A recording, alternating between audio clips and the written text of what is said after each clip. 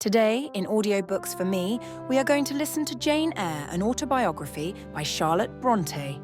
This book is divided in 5 videos. This is Part 1. We hope you enjoy it. Chapter 1. There was no possibility of taking a walk that day. We had been wandering indeed in the leafless shrubbery an hour in the morning. But since dinner, Mrs. Reed, when there was no company, dined early.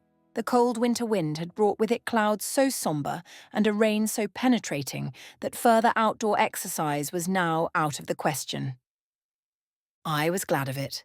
I never liked long walks, especially on chilly afternoons. Dreadful to me was the coming home in the raw twilight, with nipped fingers and toes, and a heart saddened by the chidings of Bessie, the nurse, and humbled by the consciousness of my physical inferiority to Eliza, John, and Georgiana Reed. The said Eliza, John, and Georgiana were now clustered round their mamma in the drawing-room. She lay reclined on a sofa by the fireside, and with her darlings about her, for the time neither quarrelling nor crying, looked perfectly happy.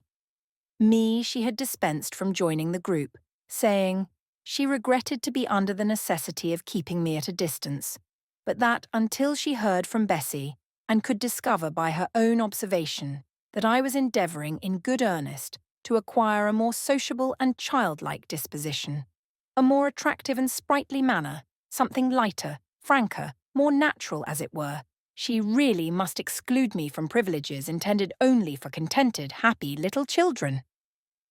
"What does Bessie say I have done?" I asked. "Jane, I don't like cavillers or questioners. Besides, there is something truly forbidding in a child taking up her elders in that manner. Be seated somewhere. And until you can speak pleasantly, remain silent." A breakfast room adjoined the drawing-room. I slipped in there. It contained a bookcase. I soon possessed myself of a volume, taking care that it should be one stored with pictures. I mounted into the window seat. Gathering up my feet, I sat cross-legged, like a Turk, and, having drawn the red moreen curtain nearly close, I was shrined in double retirement. Folds of scarlet drapery shut in my view to the right hand. To the left were the clear panes of glass, protecting but not separating me from the drear November day. At intervals, while turning over the leaves of my book, I studied the aspect of that winter afternoon. Afar, it offered a pale blank of mist and cloud, near a scene of wet lawn and storm-beat shrub, with ceaseless rain sweeping away wildly before a long and lamentable blast. I returned to my book, Bewick's History of British Birds. The letterpress thereof I cared little for, generally speaking, and yet there were certain introductory pages that, child as I was, I could not pass quite as a blank.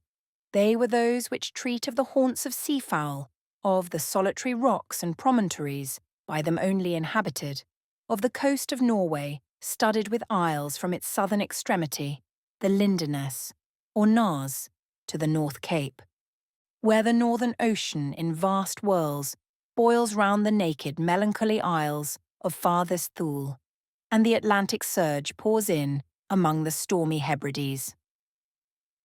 Nor could I pass unnoticed the suggestion of the bleak shores of Lapland, Siberia, Spitzbergen, Nova Zembla, Iceland, Greenland, with the vast sweep of the Arctic zone and those forlorn regions of dreary space, that reservoir of frost and snow, where firm fields of ice, the accumulation of centuries of winters glazed in alpine heights above heights, surround the pole and concentre the multiplied rigours of extreme cold. Of these death-white realms, I formed an idea of my own, shadowy, like all the half-comprehended notions that float dim through children's brains, but strangely impressive. The words in these introductory pages connected themselves with the succeeding vignettes and gave significance to the rock standing up alone in a sea of billow and spray, to the broken boat stranded on a desolate coast, to the cold and ghastly moon glancing through bars of cloud at a wreck just sinking. I cannot tell what sentiment haunted the quite solitary churchyard with its inscribed headstone, its gate, its 2 trees, its low horizon, girdled by a broken wall, and its newly risen crescent, attesting the hour of eventide. The two ships becalmed on a torpid sea, I believed to be marine phantoms. The fiend pinning down the thief's pack behind him, I passed over quickly. It was an object of terror. So was the black-horned thing seated aloof on a rock, surveying a distant crowd surrounding a gallows. Each picture told a story, mysterious often to my undeveloped understanding and imperfect feelings, yet ever profoundly interesting. As interesting as the tales Bessie sometimes narrated on winter evenings when she chanced to be in good humour, and when, having brought her ironing table to the nursery hearth, she allowed us to sit about it, and while she got up Mrs. Reed's lace frills and crimped her nightcap borders, fed our eager attention with passages of love and adventure taken from old fairy tales and other ballads. Or, as at a later period I discovered, from the pages of Pamela and Henry, Earl of Morland. With Buick on my knee, I was then happy at least in my way. I feared nothing but interruption, and that came too soon. The breakfast-room door opened. "Bo, Madame Mope!" cried the voice of John Reed. Then he paused. He found the room apparently empty.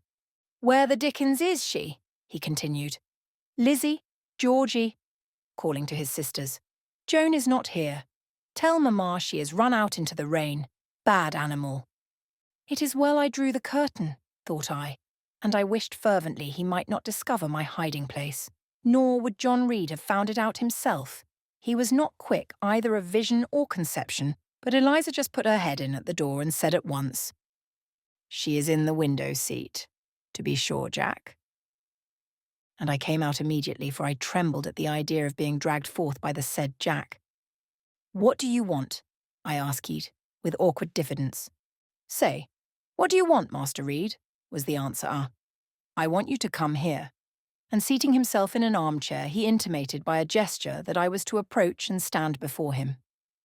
John Reed was a schoolboy of 14 years old, 4 years older than I, for I was but 10, large and stout for his age, with a dingy and unwholesome skin, thick lineaments in a spacious visage, heavy limbs and large extremities. He gorged himself habitually at table, which made him bilious, and gave him a dim and bleared eye and flabby cheeks. He ought now to have been at school, but his mamma had taken him home for a month or two, on account of his delicate health. Mr. Miles, the master, affirmed that he would do very well if he had fewer cakes and sweetmeats sent him from home, but the mother's heart turned from an opinion so harsh, and inclined rather to the more refined idea that John's sallowness was owing to over-application and, perhaps, to pining after home. John had not much affection for his mother and sisters, and an antipathy to me. He bullied and punished me, not 2 or 3 times in the week, nor once or twice in the day, but continually. Every nerve I had feared him, and every morsel of flesh in my bones shrank when he came near. There were moments when I was bewildered by the terror he inspired, because I had no appeal whatever against either his menaces or his inflictions.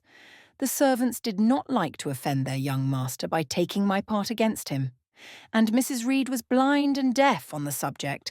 She never saw him strike or heard him abuse me, though he did both now and then in her very presence, more frequently, however, behind her back. Habitually obedient to John, I came up to his chair. He spent some 3 minutes in thrusting out his tongue at me as far as he could without damaging the roots. I knew he would soon strike, and while dreading the blow, I mused on the disgusting and ugly appearance of him who would presently deal it. I wonder if he read that notion in my face, for all at once, without speaking, he struck suddenly and strongly. I tottered, and on regaining my equilibrium retired back a step or 2 from his chair. "That is for your impudence in answering Mamma a while since," said he, "and for your sneaking way of getting behind curtains, and for the look you had in your eyes 2 minutes since, you rat." Accustomed to John Reed's abuse, I never had an idea of replying to it. My care was how to endure the blow which would certainly follow the insult. "What were you doing behind the curtain?" he asked. "I was reading." "Show the book." I returned to the window and fetched it thence. "You have no business to take our books. You are a dependent, Mama says. You have no money. Your father left you none. You ought to beg. And not to live here with gentlemen's children like us, and eat the same meals we do, and wear clothes at our mamma's expense. Now, I'll teach you to rummage my bookshelves. For they are mine. All the house belongs to me or will do in a few years. Go and stand by the door, out of the way of the mirror and the windows. I did so, not at first aware what was his intention, but when I saw him lift and poise the book and stand in act to hurl it, I instinctively started aside with a cry of alarm. Not soon enough, however.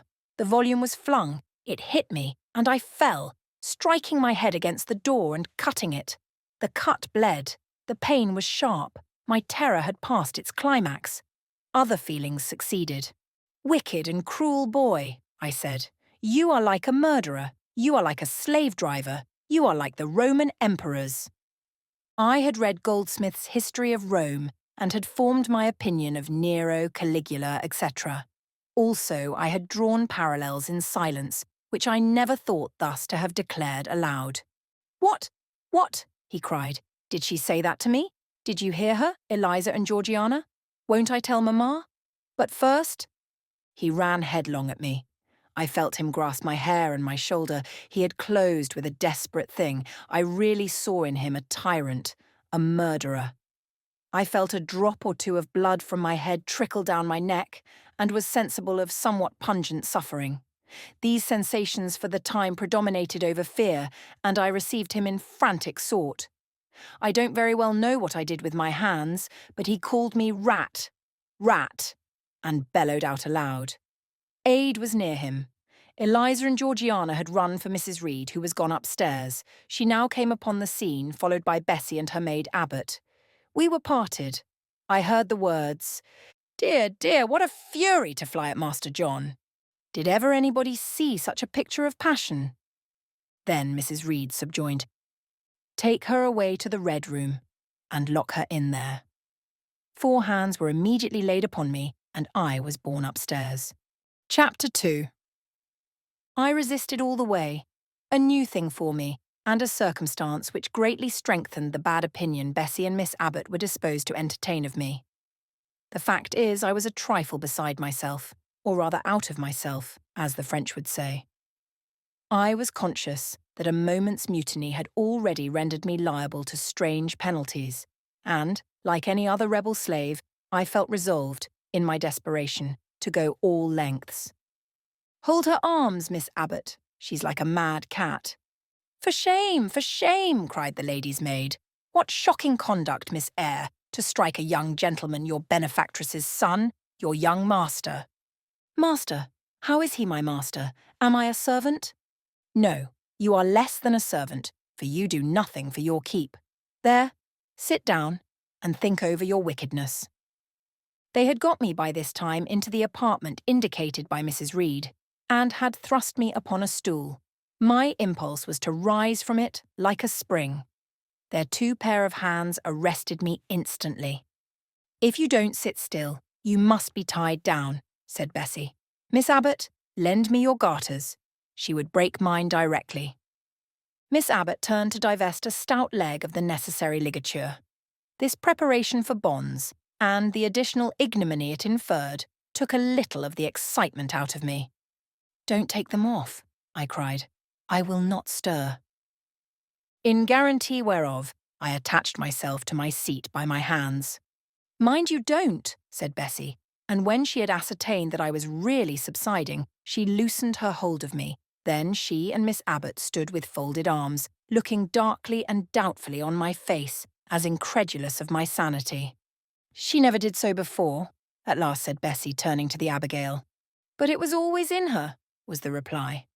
"I've told Mrs. often my opinion about the child, and Mrs. agreed with me. She's an underhand little thing. I never saw a girl of her age with so much cover." Bessie answered not, but ere long, addressing me, she said, "You ought to be aware, miss, that you are under obligations to Mrs. Reed. She keeps you. If she were to turn you off, you would have to go to the poorhouse." I had nothing to say to these words. They were not new to me. My very first recollections of existence included hints of the same kind. This reproach of my dependence had become a vague sing-song in my ear, very painful and crushing, but only half intelligible. Miss Abbott joined in. And you ought not to think yourself on an equality with the Mrs. Reed and Master Reed, because Mrs. kindly allows you to be brought up with them. They will have a great deal of money, and you will have none. It is your place to be humble and to try to make yourself agreeable to them. What we tell you is for your good, added Bessie, in no harsh voice. You should try to be useful and pleasant then. Perhaps you would have a home here. But if you become passionate and rude, Mrs. will send you away, I am sure. Besides, said Miss Abbott, God will punish her. He might strike her dead in the midst of her tantrums, and then where would she go? Come, Bessie, we will leave her.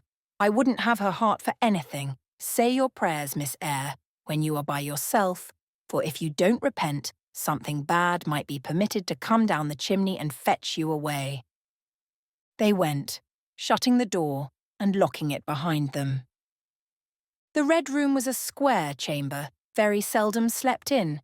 I might say never, indeed, unless when a chance influx of visitors at Gateshead Hall rendered it necessary to turn to account all the accommodation it contained, yet it was one of the largest and stateliest chambers in the mansion. A bed supported on massive pillars of mahogany, hung with curtains of deep red damask, stood out like a tabernacle in the centre. The two large windows, with their blinds always drawn down, were half shrouded in festoons and falls of similar drapery. The carpet was red. The table at the foot of the bed was covered with a crimson cloth. The walls were a soft fawn colour with a blush of pink in it. The wardrobe, the toilet table, the chairs were of darkly polished old mahogany. Out of these deep surrounding shades rose high and glared white the piled-up mattresses and pillows of the bed, spread with a snowy Marseille counterpane. Scarcely less prominent was an ample cushioned easy-chair near the head of the bed, also white, with a footstool before it, and looking, as I thought, like a pale throne.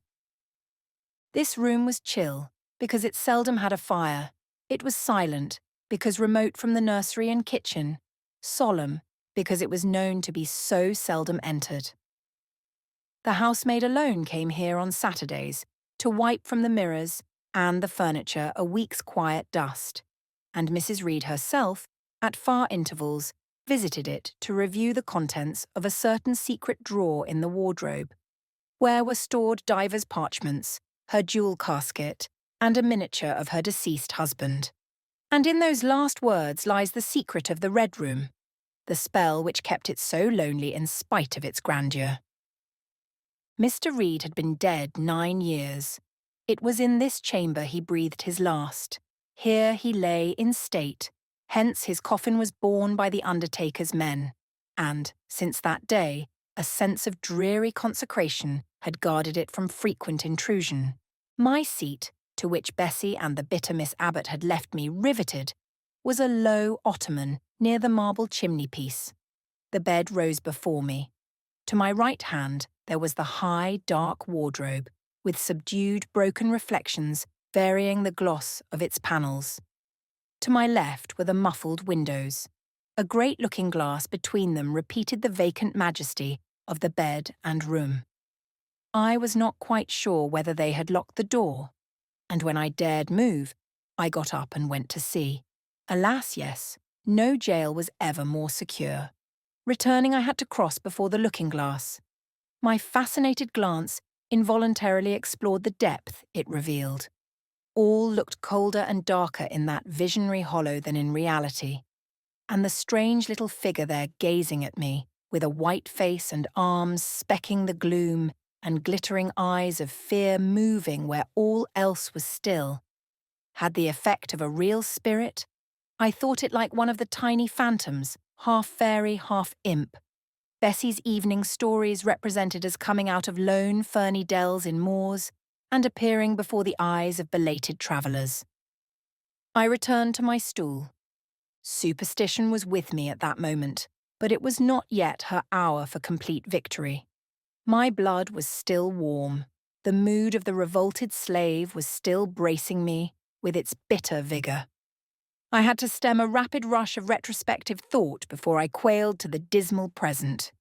All John Reed's violent tyrannies, all his sister's proud indifference, all his mother's aversion, all the servants' partiality, turned up in my disturbed mind like a dark deposit in a turbid well.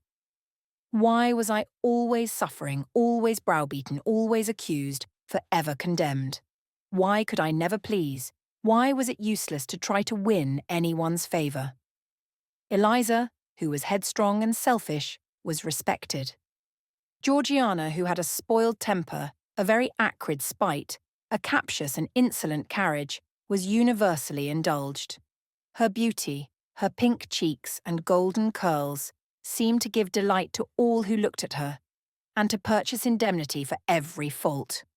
John no one thwarted, much less punished, though he twisted the necks of the pigeons, killed the little pea-chicks, set the dogs at the sheep, stripped the hothouse vines of their fruit, and broke the buds off the choicest plants in the conservatory.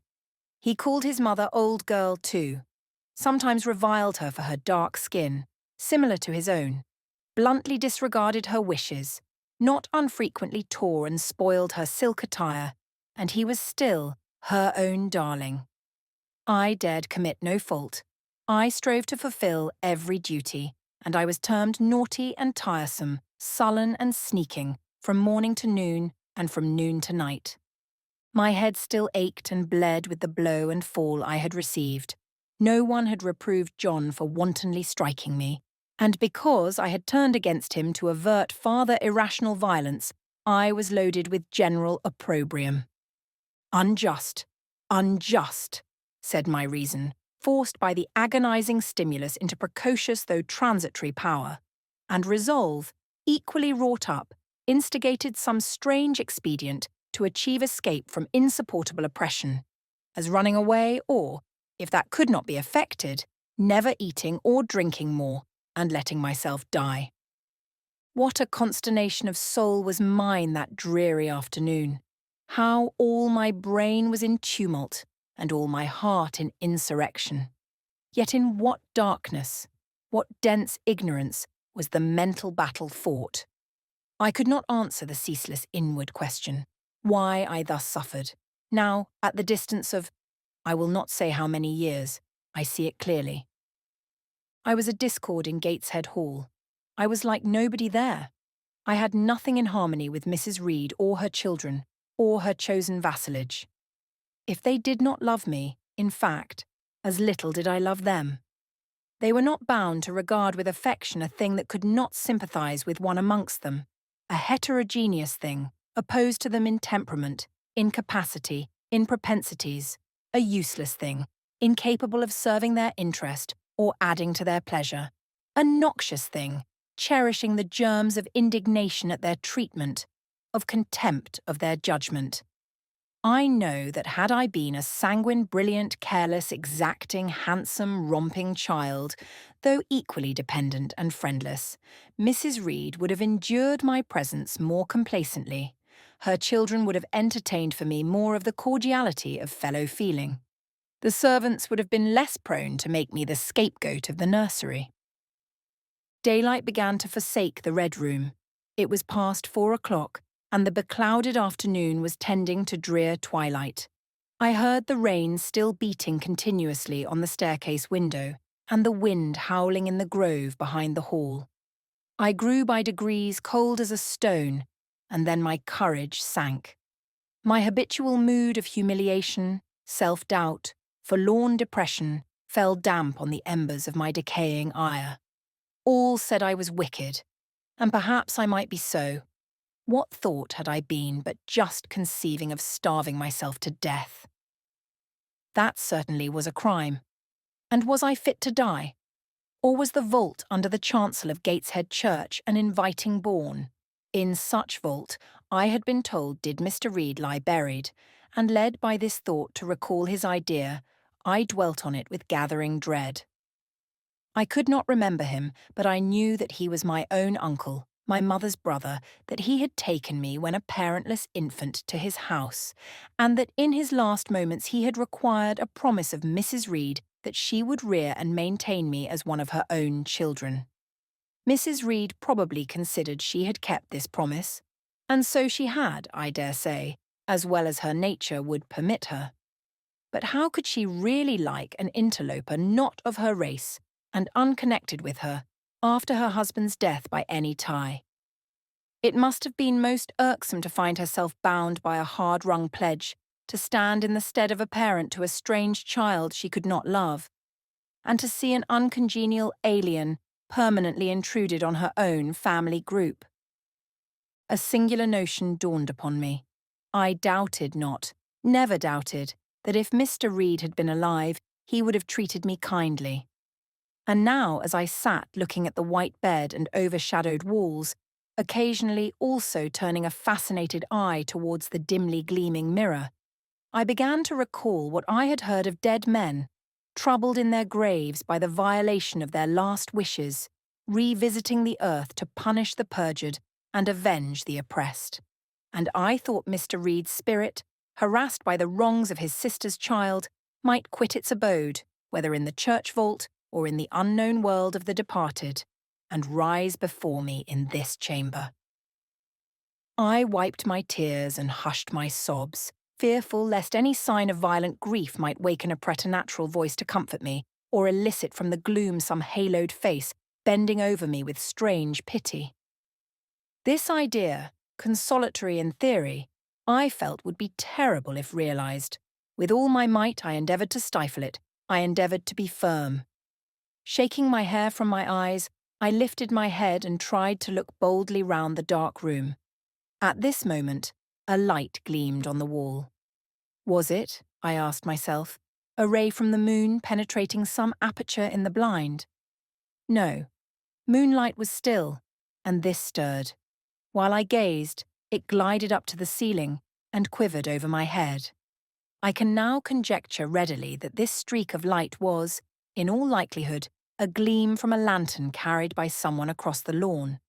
But then, prepared as my mind was for horror, shaken as my nerves were by agitation, I thought the swift darting beam was a herald of some coming vision from another world. My heart beat thick, my head grew hot. A sound filled my ears which I deemed the rushing of wings. Something seemed near me. I was oppressed, suffocated. Endurance broke down. I rushed to the door and shook the lock in desperate effort. Steps came running along the outer passage. The key turned. Bessie and Abbott entered. "Miss Eyre, are you ill?" said Bessie. "What a dreadful noise! It went quite through me," exclaimed Abbott. "Take me out! Let me go into the nursery," was my cry. "What for? Are you hurt? Have you seen something?" again demanded Bessie. "Oh, I saw a light, and I thought a ghost would come." I had now got hold of Bessie's hand, and she did not snatch it from me. "She has screamed out on purpose," declared Abbott, in some disgust. "And what a scream! If she had been in great pain, one would have excused it, but she only wanted to bring us all here. I know her naughty tricks." "What is all this?" demanded another voice peremptorily, and Mrs. Reed came along the corridor, her cap flying wide, her gown rustling stormily. "Abbott and Bessie, I believe I gave orders that Jane Eyre should be left in the Red Room till I came to her myself." "Miss Jane screamed so loud, ma'am," pleaded Bessie. "Let her go," was the only answer.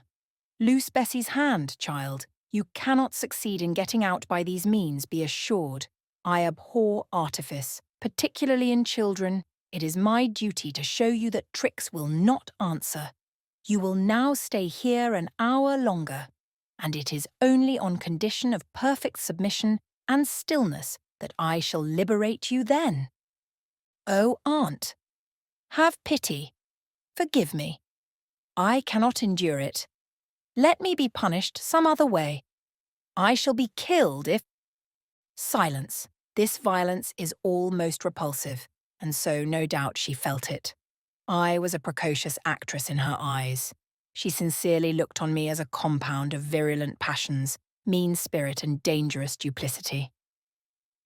Bessie and Abbott having retreated, Mrs. Reed, impatient of my now frantic anguish and wild sobs, abruptly thrust me back and locked me in, without farther parley.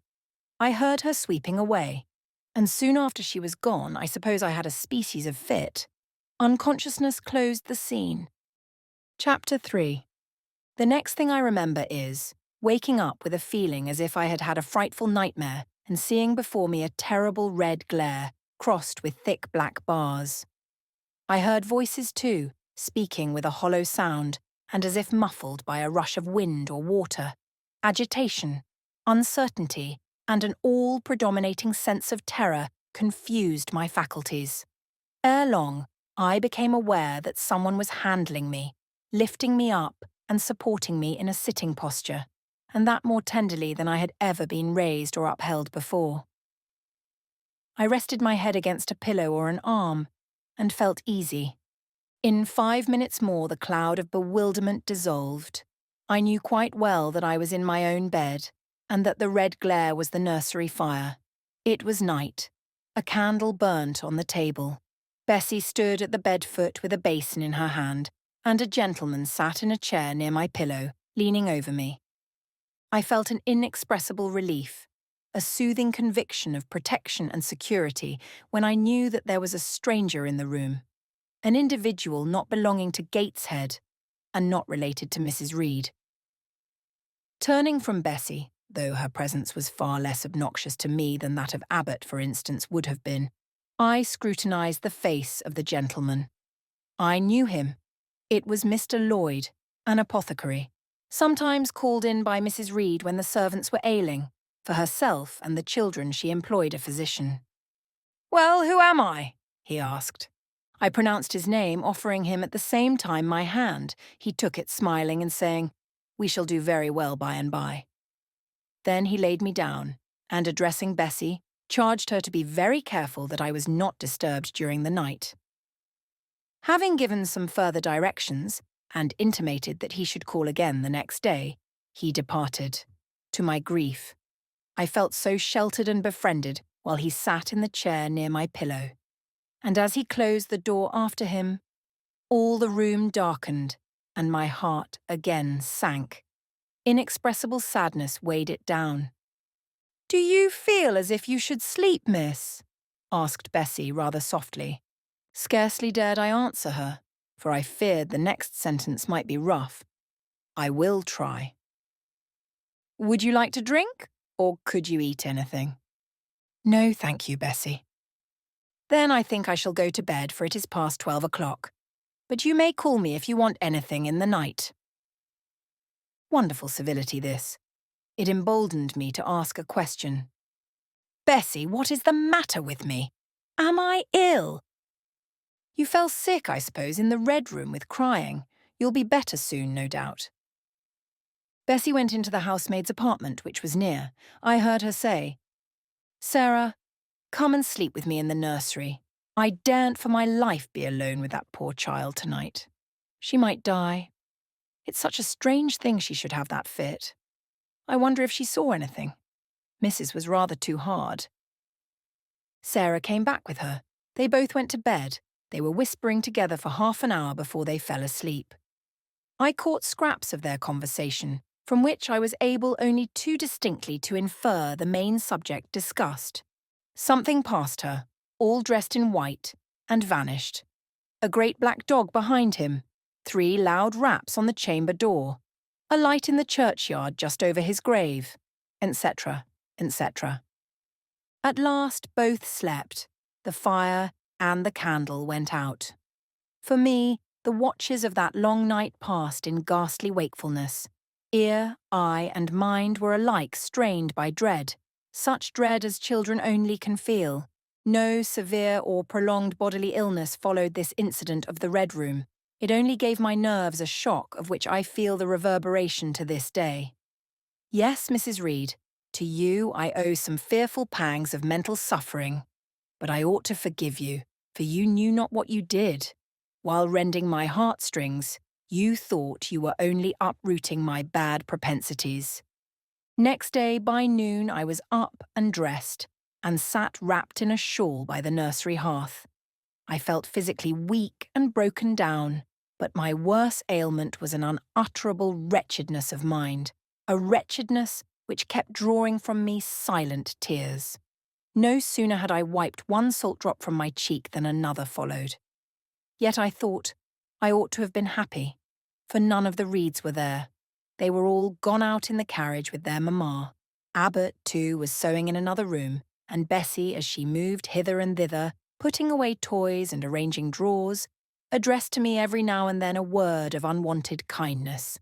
This state of things should have been to me a paradise of peace, accustomed as I was to a life of ceaseless reprimand and thankless fagging. But, in fact, my racked nerves were now in such a state that no calm could soothe, and no pleasure excite them agreeably. Bessie had been down into the kitchen, and she brought up with her a tart on a certain brightly painted china plate, whose bird of paradise, nestling in a wreath of convolvuli and rosebuds, had been wont to stir in me a most enthusiastic sense of admiration, and which plate I had often petitioned to be allowed to take in my hand in order to examine it more closely, but had always hitherto been deemed unworthy of such a privilege. This precious vessel was now placed on my knee, and I was cordially invited to eat the circlet of delicate pastry upon it. Vain favour, coming, like most other favours, long deferred and often wished for, too late. I could not eat the tart, and the plumage of the bird, the tints of the flowers, seemed strangely faded. I put both plate and tart away. Bessie asked if I would have a book. The word book acted as a transient stimulus, and I begged her to fetch Gulliver's Travels from the library. This book I had again and again perused with delight. I considered it a narrative of facts, and discovered in it a vein of interest deeper than what I found in fairy tales. For as to the elves, having sought them in vain among foxglove leaves and bells, under mushrooms and beneath the ground ivy mantling old wall nooks, I had at length made up my mind to the sad truth that they were all gone out of England to some savage country where the woods were wilder and thicker, and the population more scant, whereas Lilliput and Brobdingnag being, in my creed, solid parts of the earth's surface, I doubted not that I might one day, by taking a long voyage, see with my own eyes the little fields, houses and trees, the diminutive people, the tiny cows, sheep and birds of the one realm, and the cornfields forest high, the mighty mastiffs, the monster cats, the tower-like men and women, of the other. Yet, when this cherished volume was now placed in my hand, when I turned over its leaves and sought in its marvellous pictures the charm I had, till now, never failed to find, all was eerie and dreary. The giants were gaunt goblins, the pygmies malevolent and fearful imps, Gulliver a most desolate wanderer in most dread and dangerous regions. I closed the book, which I dared no longer peruse, and put it on the table beside the untasted tart. Bessie had now finished dusting and tidying the room, and having washed her hands, she opened a certain little drawer full of splendid shreds of silk and satin, and began making a new bonnet for Georgiana's doll. Meantime she sang, "Her song was," "In the days when we went gypsying, a long time ago." I had often heard the song before, and always with lively delight, for Bessie had a sweet voice, at least I thought so. But now, though her voice was still sweet, I found in its melody an indescribable sadness. Sometimes, preoccupied with her work, she sang the refrain very low, very lingeringly. "A long time ago" came out like the saddest cadence of a funeral hymn.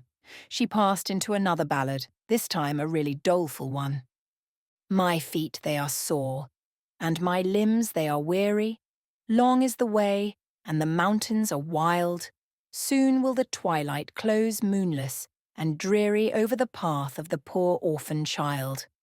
Why did they send me so far and so lonely, up where the moors spread and grey rocks are piled? Men are hard-hearted, and kind angels only watch o'er the steps of a poor orphan child. Yet distant and soft the night breeze is blowing, clouds there are none, and clear stars beam mild. God in his mercy protection is showing, comfort and hope to the poor orphan child.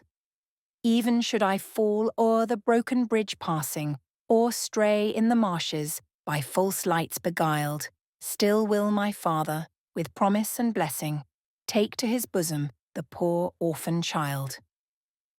There is a thought that for strength should avail me, though both of shelter and kindred despoiled. Heaven is a home, and a rest will not fail me. God is a friend to the poor orphan child. "Come, Miss Jane, don't cry," said Bessie as she finished. She might as well have said to the fire, "Don't burn." But how could she divine the morbid suffering to which I was a prey? In the course of the morning, Mr. Lloyd came again.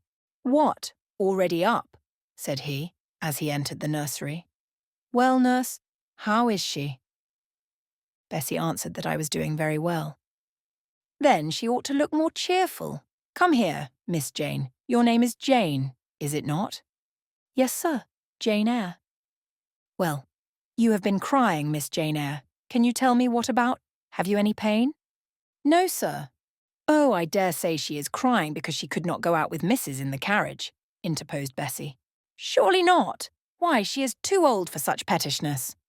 I thought so too, and my self-esteem being wounded by the false charge, I answered promptly, "I never cried for such a thing in my life. I hate going out in the carriage. I cry because I am miserable." "Oh, fie, miss," said Bessie. The good apothecary appeared a little puzzled.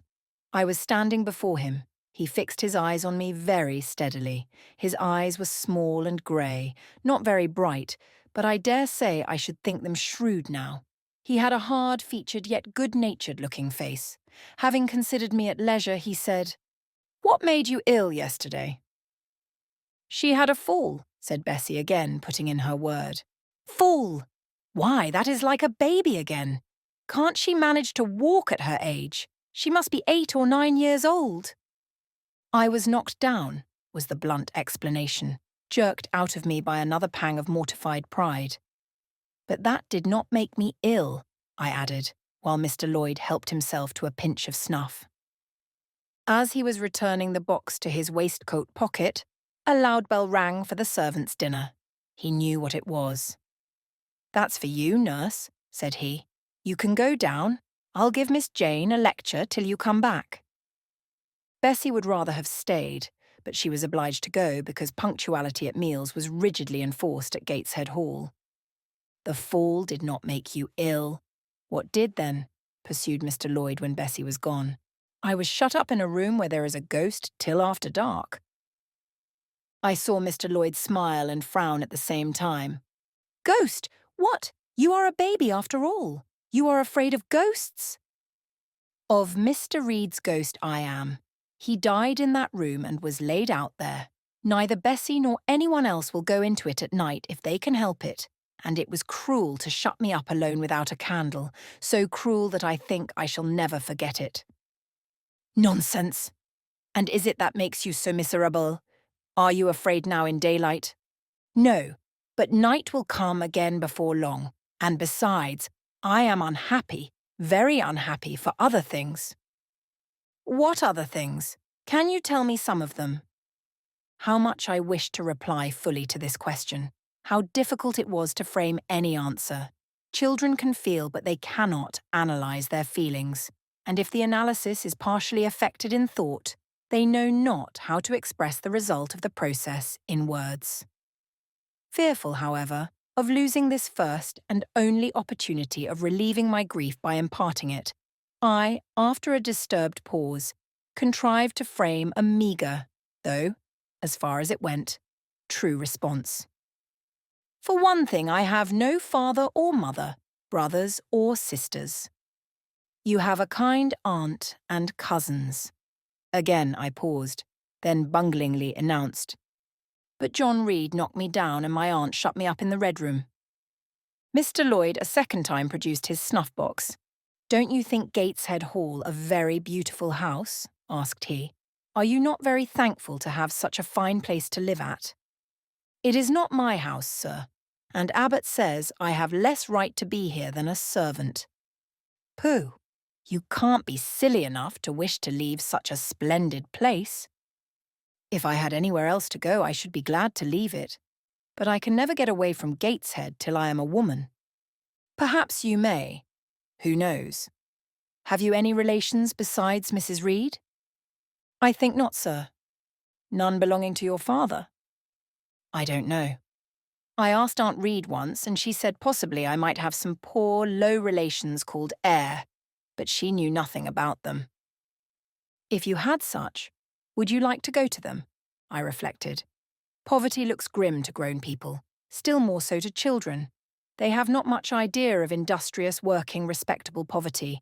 They think of the word only as connected with ragged clothes, scanty food, fireless grates, rude manners, and debasing vices. Poverty for me was synonymous with degradation. No, I should not like to belong to poor people, was my reply, not even if they were kind to you. I shook my head.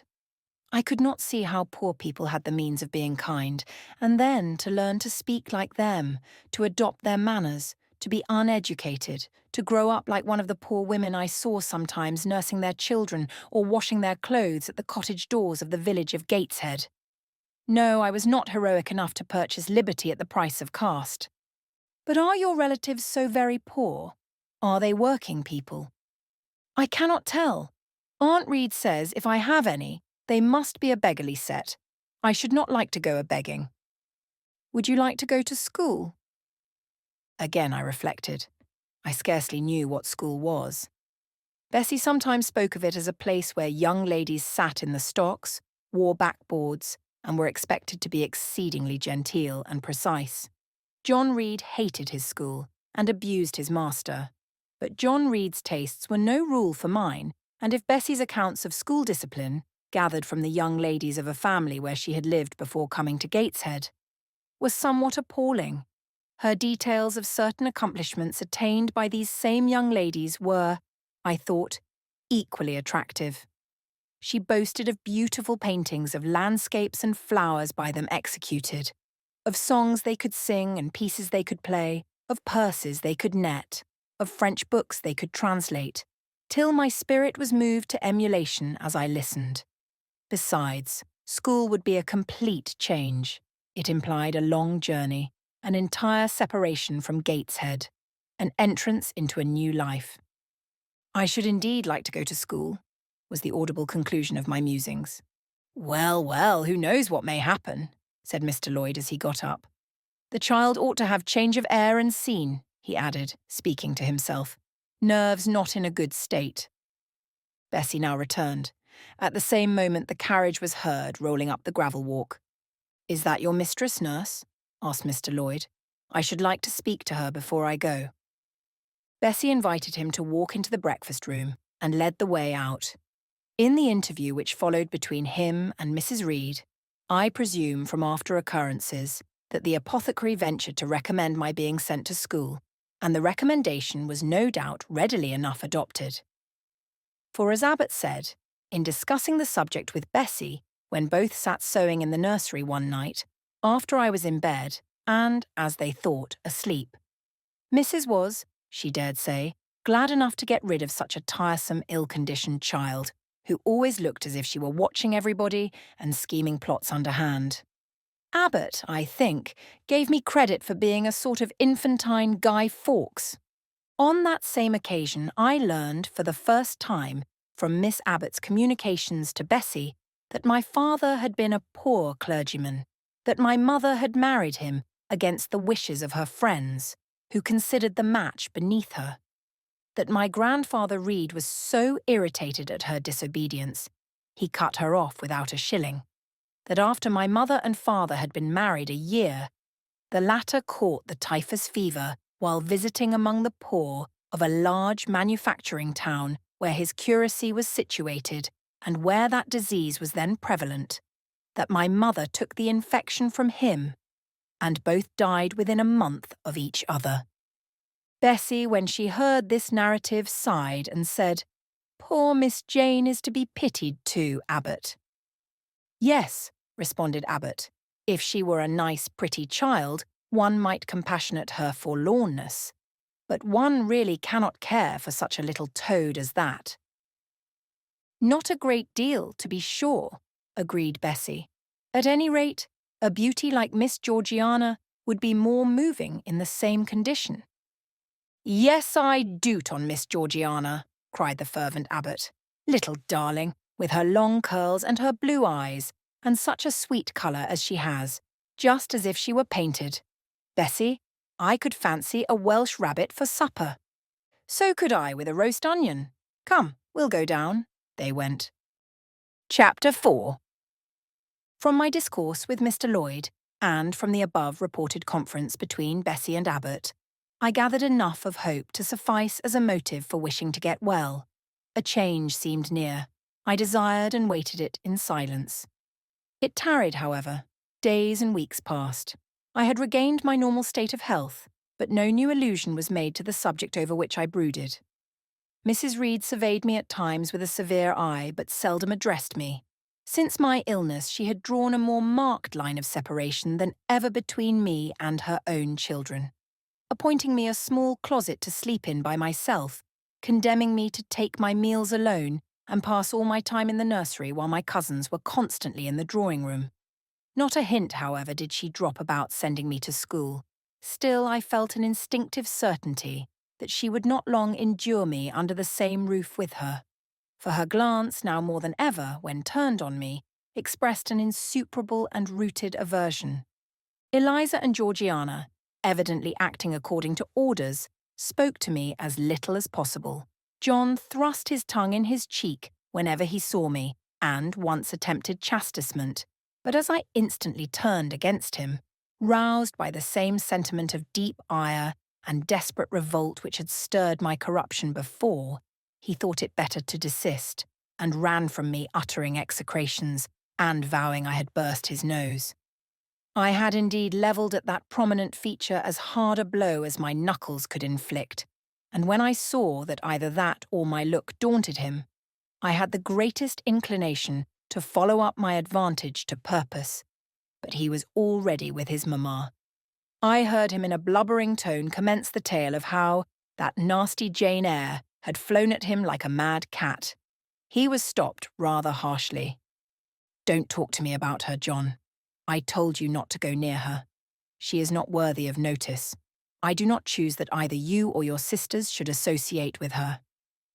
Here, leaning over the banister, I cried out suddenly, and without at all deliberating on my words, "They are not fit to associate with me."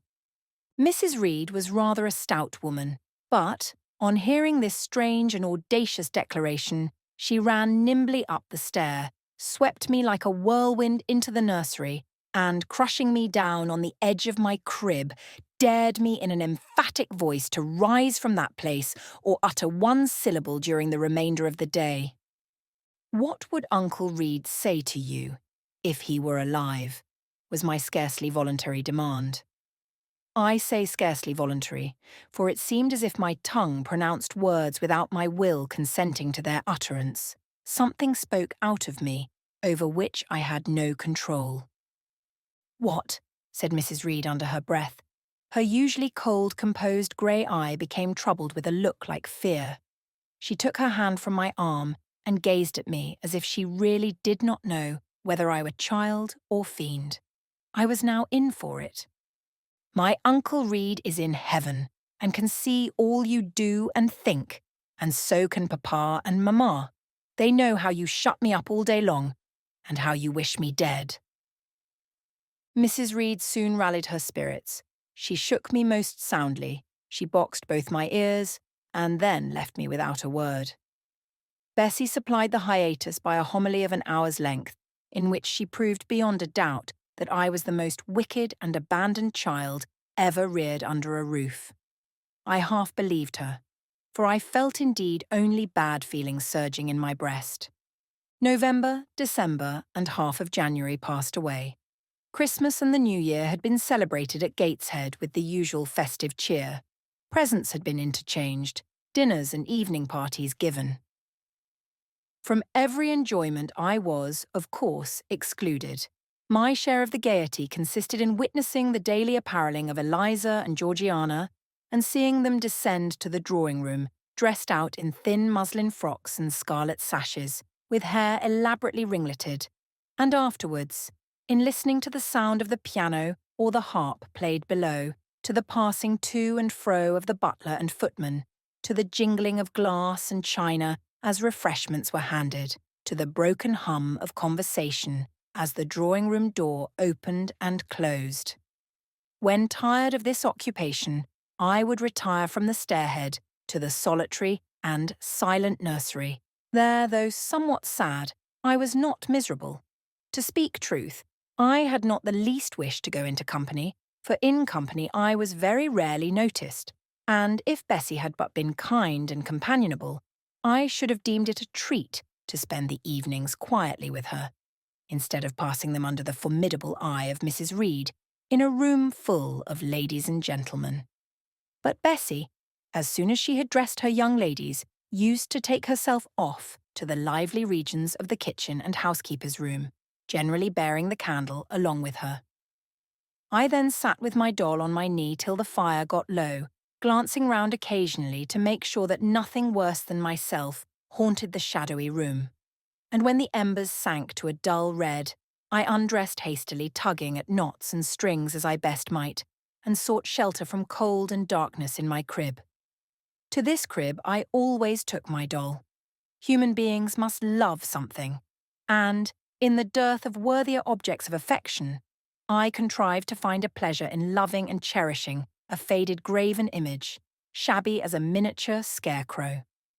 It puzzles me now to remember with what absurd sincerity I doted on this little toy, half fancying it alive and capable of sensation.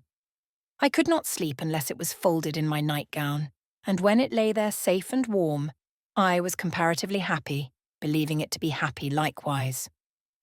Long did the hours seem while I waited the departure of the company, and listened for the sound of Bessie's step on the stairs. Sometimes she would come up in the interval to seek her thimble or her scissors, or perhaps to bring me something by way of supper, a bun or a cheesecake. Then she would sit on the bed while I ate it, and when I had finished, she would tuck the clothes round me, and twice she kissed me, and said, "Good night, Miss Jane." When thus gentle, Bessie seemed to me the best, prettiest, kindest being in the world, and I wished most intensely that she would always be so pleasant and amiable, and never push me about, or scold, or task me unreasonably, as she was too often wont to do. Bessie Lee must, I think, have been a girl of good natural capacity, for she was smart in all she did, and had a remarkable knack of narrative. So, at least, I judge from the impression made on me by her nursery tales. She was pretty too, if my recollections of her face and person are correct. I remember her as a slim young woman, with black hair, dark eyes, very nice features, and good, clear complexion. But she had a capricious and hasty temper, and indifferent ideas of principle or justice. Still, such as she was, I preferred her to anyone else at Gateshead Hall. It was the 15th of January, about 9 o'clock in the morning. Bessie was gone down to breakfast. My cousins had not yet been summoned to their mamma. Eliza was putting on her bonnet and warm garden coat to go and feed her poultry, an occupation of which she was fond, and not less so of selling the eggs to the housekeeper and hoarding up the money she thus obtained. She had a turn for traffic, and a marked propensity for saving, shown not only in the vending of eggs and chickens, but also in driving hard bargains with the gardener about flower roots, seeds, and slips of plants. That functionary having orders from Mrs. Reed to buy of his young lady all the products of her parterre she wished to sell. And Eliza would have sold the hair off her head if she could have made a handsome profit thereby. As to her money, she first secreted it in odd corners, wrapped in a rag or an old curl paper. But some of these hoards having been discovered by the housemaid, Eliza, fearful of one day losing her valued treasure, consented to entrust it to her mother, at a usurious rate of interest, 50 or 60%, which interest she exacted every quarter, keeping her accounts in a little book with anxious accuracy. Georgiana sat on a high stool, dressing her hair at the glass, and interweaving her curls with artificial flowers and faded feathers, of which she had found a store in a drawer in the attic. I was making my bed, having received strict orders from Bessie to get it arranged before she returned, for Bessie now frequently employed me as a sort of under-nursery maid to tidy the room, dust the chairs, etc. Having spread the quilt and folded my nightdress, I went to the window seat to put in order some picture books and doll's house furniture scattered there. An abrupt command from Georgiana to let her playthings alone, for the tiny chairs and mirrors, the fairy plates and cups, were her property, stopped my proceedings. And then, for lack of other occupation, I fell to breathing on the frost flowers with which the window was fretted, and thus clearing a space in the glass through which I might look out on the grounds, where all was still and petrified under the influence of a hard frost. From this window were visible the porter's lodge and the carriage road, and just as I had dissolved so much of the silver-white foliage, veiling the panes as left room to look out, I saw the gates thrown open and a carriage roll through. I watched it ascending the drive with indifference. Carriages often came to Gateshead, but none ever brought visitors in whom I was interested. It stopped in front of the house. The doorbell rang loudly. The newcomer was admitted. All this being nothing to me, my vacant attention soon found livelier attraction in the spectacle of a little hungry robin, which came and chirruped on the twigs of the leafless cherry tree, nailed against the wall near the casement. The remains of my breakfast of bread and milk stood on the table, and having crumbled a morsel of roll, I was tugging at the sash to put out the crumbs on the window-sill when Bessie came running upstairs into the nursery. "Miss Jane, take off your pinafore. What are you doing there? Have you washed your hands and face this morning?" I gave another tug before I answered, for I wanted the bird to be secure of its bread. The sash yielded. I scattered the crumbs, some on the stone sill, some on the cherry tree bough. Then, closing the window, I replied, "No, Bessie, I have only just finished dusting." "Troublesome, careless child. And what are you doing now? You look quite red, as if you had been about some mischief. What were you opening the window for?" I was spared the trouble of answering, for Bessie seemed in too great a hurry to listen to explanations. She hauled me to the washstand, inflicted a merciless but happily brief scrub on my face and hands with soap, water, and a coarse towel, disciplined my head with a bristly brush, denuded me of my pinafore, and then, hurrying me to the top of the stairs, bid me go down directly, as I was wanted in the breakfast room. I would have asked who wanted me. I would have demanded if Mrs. Reed was there, but Bessie was already gone and had closed the nursery door upon me. I slowly descended. For nearly 3 months I had never been called to Mrs. Reed's presence. Restricted so long to the nursery, the breakfast, dining and drawing rooms were become for me awful regions, on which it dismayed me to intrude. I now stood in the empty hall. Before me was the breakfast room door, and I stopped, intimidated and trembling. What a miserable little poltroon had fear, engendered of unjust punishment, made of me in those days. I feared to return to the nursery, and feared to go forward to the parlour. 10 minutes I stood in agitated hesitation. The vehement ringing of the breakfast-room bell decided me. I must enter. "Who could want me?" I asked inwardly, as with both hands I turned the stiff door-handle, which for a second or two resisted my efforts. What should I see besides Aunt Reed in the apartment? A man or a woman? The handle turned, the door unclosed, and passing through and curtsying low, I looked up at a black pillar. Such, at least, appeared to me at first sight, the straight, narrow, sable-clad shape standing erect on the rug. The grim face at the top was like a carved mask, placed above the shaft by way of capital. Mrs. Reed occupied her usual seat by the fireside. She made a signal to me to approach. I did so, and she introduced me to the stony stranger with the words, "This is the little girl respecting whom I applied to you." He, for it was a man, turned his head slowly towards where I stood, and having examined me with the two inquisitive-looking grey eyes which twinkled under a pair of bushy brows, said solemnly and in a bass voice, "Her size is small. What is her age?" 10 years. So much? Was the doubtful answer, and he prolonged his scrutiny for some minutes. Presently he addressed me. "Your name, little girl?" "Jane Eyre, sir." In uttering these words, I looked up. He seemed to me a tall gentleman, but then I was very little. His features were large, and they and all the lines of his frame were equally harsh and prim. "Well, Jane Eyre, and are you a good child?" Impossible to reply to this in the affirmative. My little world held a contrary opinion. I was silent. Mrs. Reed answered for me by an expressive shake of the head, adding soon, "Perhaps the less said on that subject the better, Mr. Brocklehurst." Sorry indeed to hear it. She and I must have some talk. And bending from the perpendicular, he installed his person in the armchair opposite Mrs. Reed's. "Come here," he said. I stepped across the rug. He placed me square and straight before him. What a face he had, now that it was almost on a level with mine. What a great nose, and what a mouth, and what large prominent teeth. "No sight so sad as that of a naughty child," he began, "especially a naughty little girl. Do you know where the wicked go after death?" "They go to hell," was my ready and orthodox answer.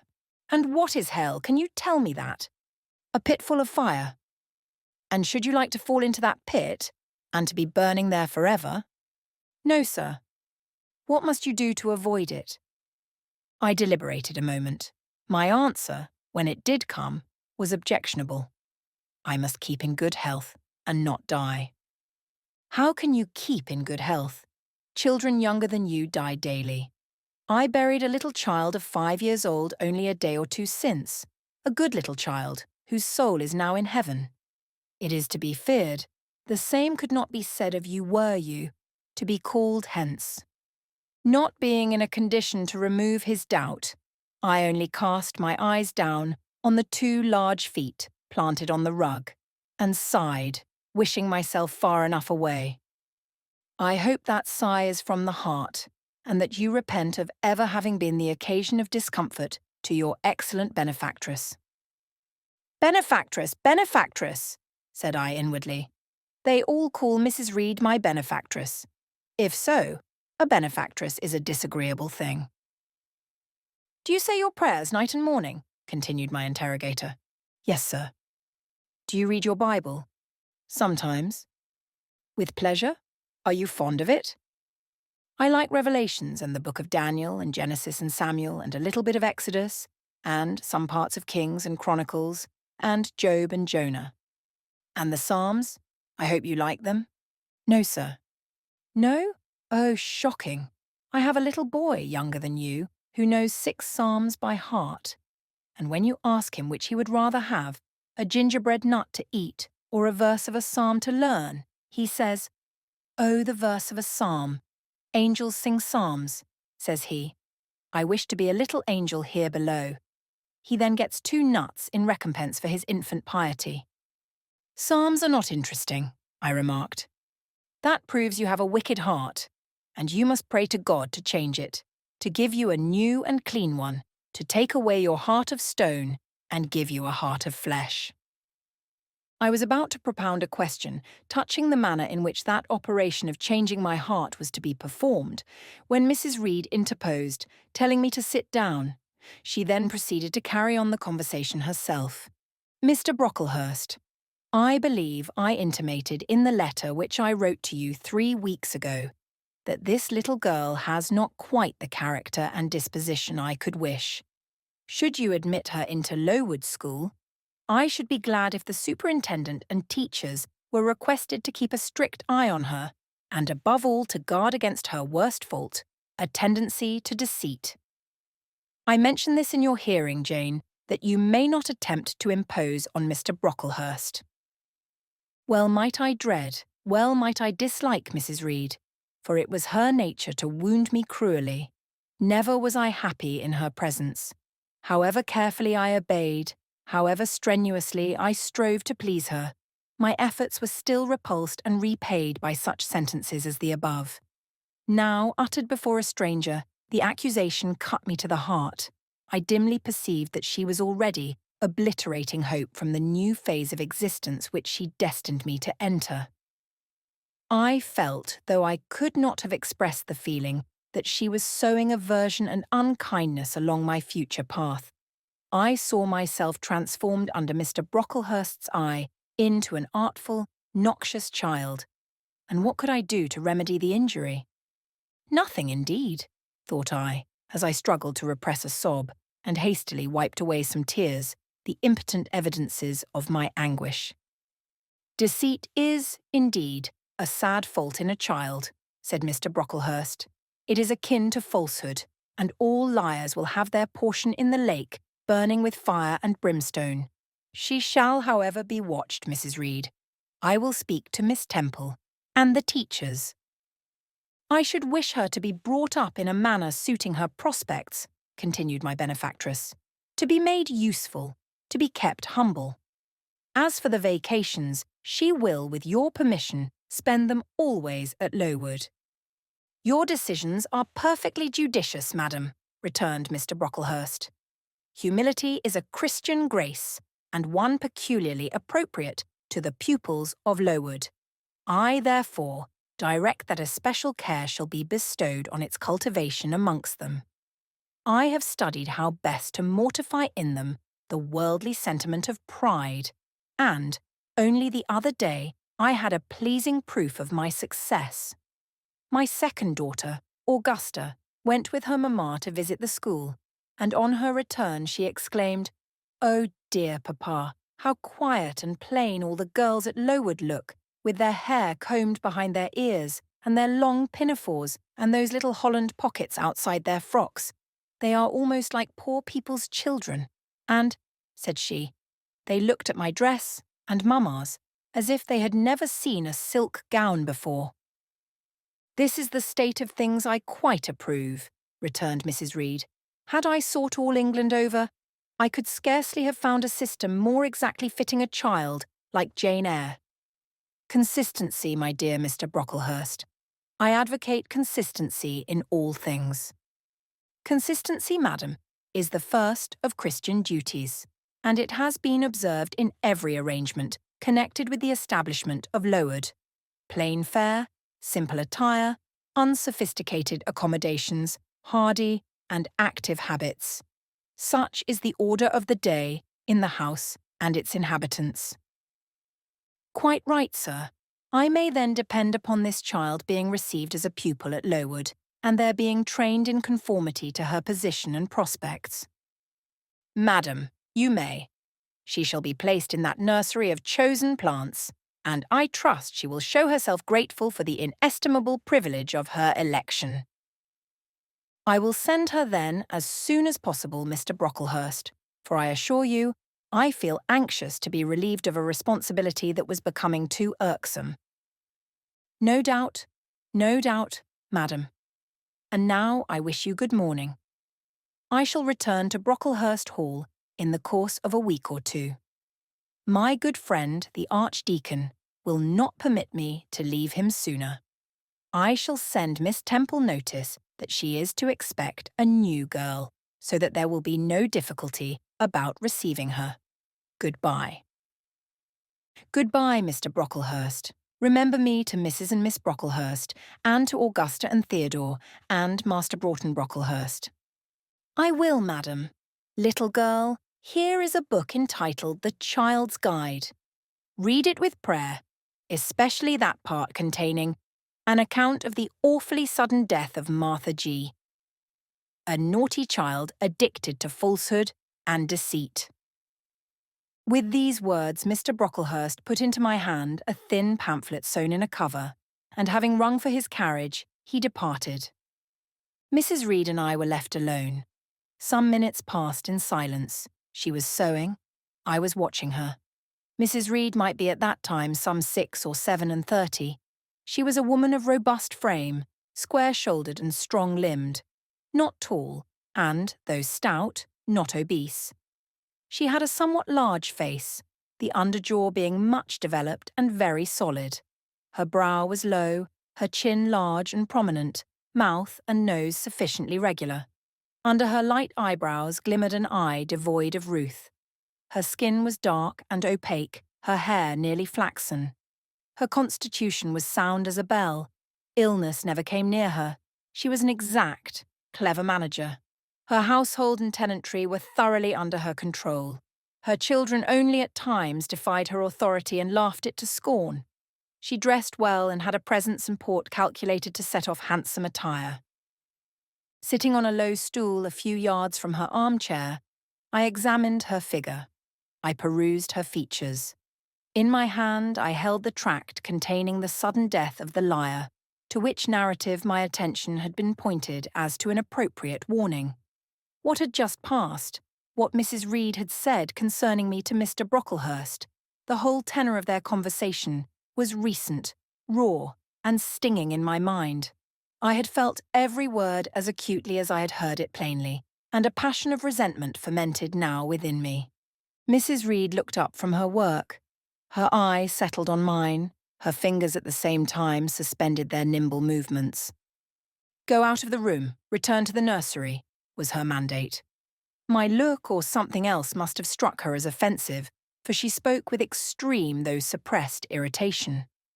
I got up. I went to the door. I came back again. I walked to the window across the room, then close up to her. Speak I must. I had been trodden on severely, and must turn. But how? What strength had I to dart retaliation at my antagonist? I gathered my energies and launched them in this blunt sentence. I am not deceitful. If I were, I should say I loved you. But I declare I do not love you. I dislike you the worst of anybody in the world except John Reed. And this book about the liar, you may give to your girl, Georgiana, for it is she who tells lies, and not I. Mrs. Reed's hands still lay on her work inactive. Her eye of ice continued to dwell freezingly on mine. "What more have you to say?" she asked, rather in the tone in which a person might address an opponent of adult age, than such as is ordinarily used to a child. That eye of hers, that voice stirred every antipathy I had. Shaking from head to foot, thrilled with ungovernable excitement, I continued. "I am glad you are no relation of mine. I will never call you aunt again as long as I live.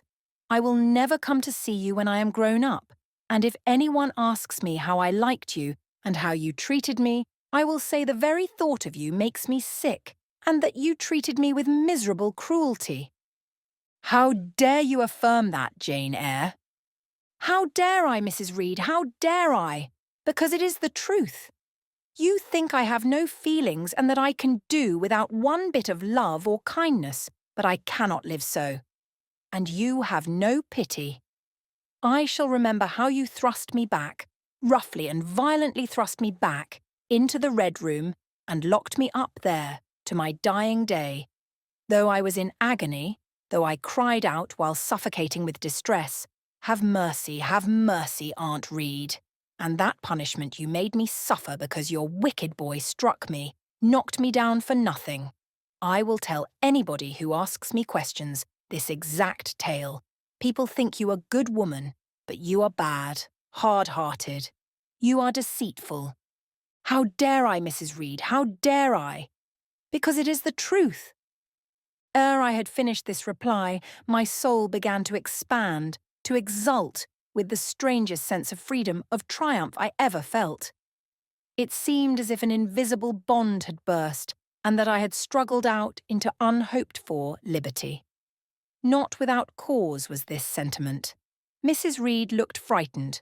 Her work had slipped from her knee. She was lifting up her hands, rocking herself to and fro, and even twisting her face as if she would cry. "Jane, you are under a mistake. What is the matter with you? Why do you tremble so violently? Would you like to drink some water?" "No, Mrs. Reed." "Is there anything else you wish for, Jane?" "I assure you, I desire to be your friend." "Not you. You told Mr. Brocklehurst I had a bad character. a deceitful disposition, and I'll let everybody at Lowood know what you are and what you have done. Jane, you don't understand these things. Children must be corrected for their faults. Deceit is not my fault, I cried out in a savage high voice. But you are passionate, Jane, that you must allow. And now return to the nursery, there's a dear, and lie down a little. I am not your dear. I cannot lie down. Send me to school soon, Mrs. Reed, for I hate to live here. I will indeed send her to school soon, murmured Mrs. Reed sotto voce, and gathering up her work, she abruptly quitted the apartment. I was left there alone, winner of the field. It was the hardest battle I had fought, and the first victory I had gained. I stood a while on the rug where Mr. Brocklehurst had stood, and I enjoyed my conqueror's solitude. First, I smiled to myself and felt elate, but this fierce pleasure subsided in me as fast as did the accelerated throb of my pulses. A child cannot quarrel with its elders, as I had done, cannot give its furious feelings uncontrolled play, as I had given mine, without experiencing afterwards the pang of remorse and the chill of reaction. A ridge of lighted heath, alive, glancing, devouring, would have been a meet emblem of my mind when I accused and menaced Mrs. Reed. The same ridge, black and blasted after the flames are dead, would have represented as meetly my subsequent condition, when half an hour's silence and reflection had shown me the madness of my conduct and the dreariness of my hated and hating position. Something of vengeance I had tasted for the first time. As aromatic wine, it seemed, on swallowing, warm and racy. Its after-flavour, metallic and corroding, gave me a sensation as if I had been poisoned. Willingly would I now have gone and asked Mrs. Reed's pardon, but I knew, partly from experience and partly from instinct, that was the way to make her repulse me with double scorn, thereby re-exciting every turbulent impulse of my nature. I would fain exercise some better faculty than that of fierce speaking, fain find nourishment for some less fiendish feeling than that of sombre indignation. I took a book, some Arabian tales. I sat down and endeavoured to read. I could make no sense of the subject. My own thoughts swam always between me and the page I had usually found fascinating. I opened the glass door in the breakfast room. The shrubbery was quite still.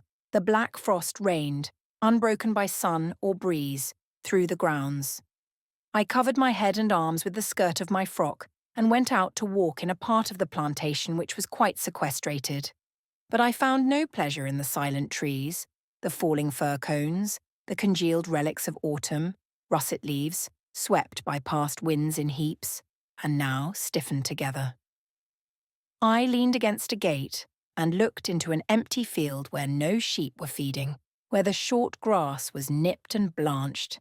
It was a very grey day, a most opaque sky. Onding on snore, canopied all. Thence flakes fell at intervals, which settled on the hard path and on the hoary lea, without melting. I stood a wretched child enough, whispering to myself over and over again, "What shall I do? What shall I do?" All at once I heard a clear voice call, "Miss Jane, where are you? Come to lunch." It was Bessie, I knew well enough, but I did not stir. Her light step came tripping down the path. "You naughty little thing," she said. "Why don't you come when you are called?" Bessie's presence, compared with the thoughts over which I had been brooding, seemed cheerful, even though, as usual, she was somewhat cross. The fact is, after my conflict with and victory over Mrs. Reed, I was not disposed to care much for the nursemaid's transitory anger, and I was disposed to bask in her youthful lightness of heart. I just put my 2 arms round her and said, "Come, Bessie, don't scold." The action was more frank and fearless than any I was habituated to indulge in. Somehow it pleased her. "You are a strange child, Miss Jane," she said as she looked down at me. "A little roving, solitary thing. And you are going to school, I suppose?" I nodded. "And won't you be sorry to leave poor Bessie?" "What does Bessie care for me? She is always scolding me." "Because you're such a queer, frightened, shy little thing. You should be bolder." "What?" To get more knocks? Nonsense, but you are rather put upon, that's certain. My mother said when she came to see me last week that she would not like a little one of her own to be in your place. Now come in, and I've some good news for you. I don't think you have, Bessie. Child, what do you mean? What sorrowful eyes you fix on me. Well, but Mrs. and the young ladies and Master John are going out to tea this afternoon, and you shall have tea with me. I'll ask cook to bake you a little cake, and then you shall help me to look over your drawers, for I am soon to pack your trunk. Mrs. intends you to leave Gateshead in a day or two, and you shall choose what toys you like to take with you. Bessie, you must promise not to scold me any more till I go. Well, I will. But mind you are a very good girl, and don't be afraid of me. Don't start when I chance to speak rather sharply. It's so provoking. I don't think I shall ever be afraid of you again, Bessie, because I have got used to you, and I shall soon have another set of people to dread. If you dread them, they'll dislike you. As you do, Bessie? I don't dislike you, miss. I believe I am fonder of you than of all the others. You don't show it. You little sharp thing! You've got quite a new way of talking. What makes you so venturesome and hardy? Why, I shall soon be away from you, and besides, I was going to say something about what had passed between me and Mrs. Reed, but on second thoughts, I considered it better to remain silent on that head. And so you're glad to leave me? Not at all, Bessie, indeed. Just now I'm rather sorry. Just now. And rather. How coolly my little lady says it. I dare say now, if I were to ask you for a kiss, you wouldn't give it me. You'd say you'd rather not. I'll kiss you and welcome. Bend your head down. Bessie stooped. We mutually embraced, and I followed her into the house quite comforted. That afternoon lapsed in peace and harmony, and in the evening, Bessie told me some of her most enchanting stories and sang me some of her sweetest songs. Even for me, life had its gleams of sunshine. Chapter 5. 5 o'clock had hardly struck on the morning of the 19th of January when Bessie brought a candle into my closet and found me already up and nearly dressed. I had risen half an hour before her entrance and had washed my face and put on my clothes by the light of a half-moon just setting, whose rays streamed through the narrow window near my crib. I was to leave Gateshead that day by a coach which passed the lodge gates at 6 a.m. Bessie was the only person yet risen. She had lit a fire in the nursery where she now proceeded to make my breakfast. Few children can eat when excited with the thoughts of a journey, nor could I. Bessie, having pressed me in vain to take a few spoonfuls of the boiled milk and bread she had prepared for me, wrapped up some biscuits in a paper and put them into my bag. Then she helped me on with my pelisse and bonnet, and wrapping herself in a shawl, she and I left the nursery. As we passed Mrs. Reed's bedroom, she said, "Will you go in and bid Mrs. goodbye?" "No, Bessie. She came to my crib last night when you were gone down to supper, and said I need not disturb her in the morning, or my cousins either, and she told me to remember that she had always been my best friend, and to speak of her and be grateful to her accordingly." "What did you say, miss?" "Nothing. I covered my face with the bedclothes and turned from her to the wall." "That was wrong, Miss Jane." "It was quite right, Bessie. Your missus has not been my friend. She has been my foe." "Oh, Miss Jane, don't say so." "Goodbye to Gateshead," cried I, as we passed through the hall and went out at the front door. The moon was set, and it was very dark. Bessie carried a lantern whose light glanced on wet steps and gravel roads sodden by a recent thaw. Raw and chill was the winter morning. My teeth chattered as I hastened down the drive. There was a light in the porter's lodge. When we reached it, we found the porter's wife just kindling her fire. My trunk, which had been carried down the evening before, stood corded at the door. It wanted but a few minutes of 6, and shortly after that hour had struck, the distant roll of wheels announced the coming coach. I went to the door and watched its lamps approach rapidly through the gloom. "Is she going by herself?" asked the porter's wife. "Yes. And how far is it? 50 miles. What a long way. I wonder Mrs. Reed is not afraid to trust her so far alone. The coach drew up. There it was at the gates with its 4 horses and its top laden with passengers. The guard and coachman loudly urged haste. My trunk was hoisted up. I was taken from Bessie's neck, to which I clung with kisses. "Be sure and take good care of her," cried she to the guard, as he lifted me into the inside. "Aye, aye," was the answer. The door was slapped to. A voice exclaimed, "All right," and on we drove. Thus was I severed from Bessie and Gateshead, thus whirled away to unknown and, as I then deemed, remote and mysterious regions. I remember but little of the journey. I only know that the day seemed to me of a preternatural length, and that we appeared to travel over hundreds of miles of road. We passed through several towns, and in one, a very large one. The coach stopped. The horses were taken out, and the passengers alighted to dine. I was carried into an inn, where the guard wanted me to have some dinner. But, as I had no appetite, he left me in an immense room with a fireplace at each end, a chandelier pendant from the ceiling, and a little red gallery high up against the wall filled with musical instruments. Here I walked about for a long time, feeling very strange, and mortally apprehensive of someone coming in and kidnapping me. For I believed in kidnappers, their exploits having frequently figured in Bessie's fireside chronicles. At last the guard returned. Once more I was stowed away in the coach, my protector mounted his own seat, sounded his hollow horn, and away we rattled over the stony street of El Ak. The afternoon came on wet and somewhat misty. As it waned into dusk, I began to feel that we were getting very far indeed from Gateshead. We ceased to pass through towns, the country changed, great grey hills heaved up round the horizon. As twilight deepened, we descended a valley dark with wood, and long after night had overclouded the prospect, I heard a wild wind rushing amongst trees. Lulled by the sound, I at last dropped asleep.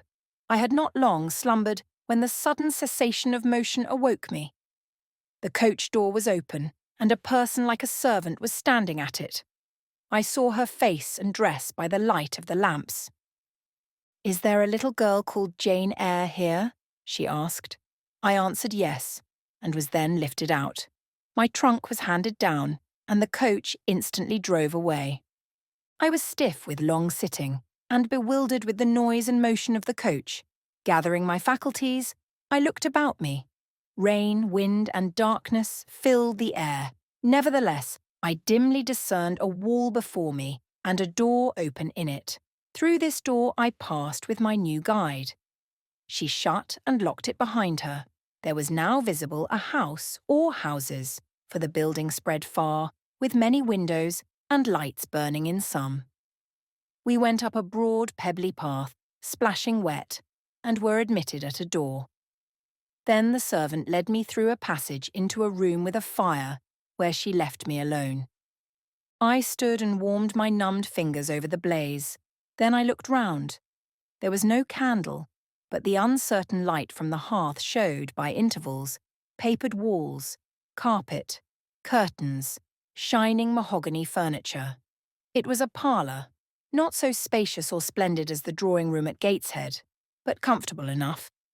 I was puzzling to make out the subject of a picture on the wall when the door opened and an individual carrying a light entered.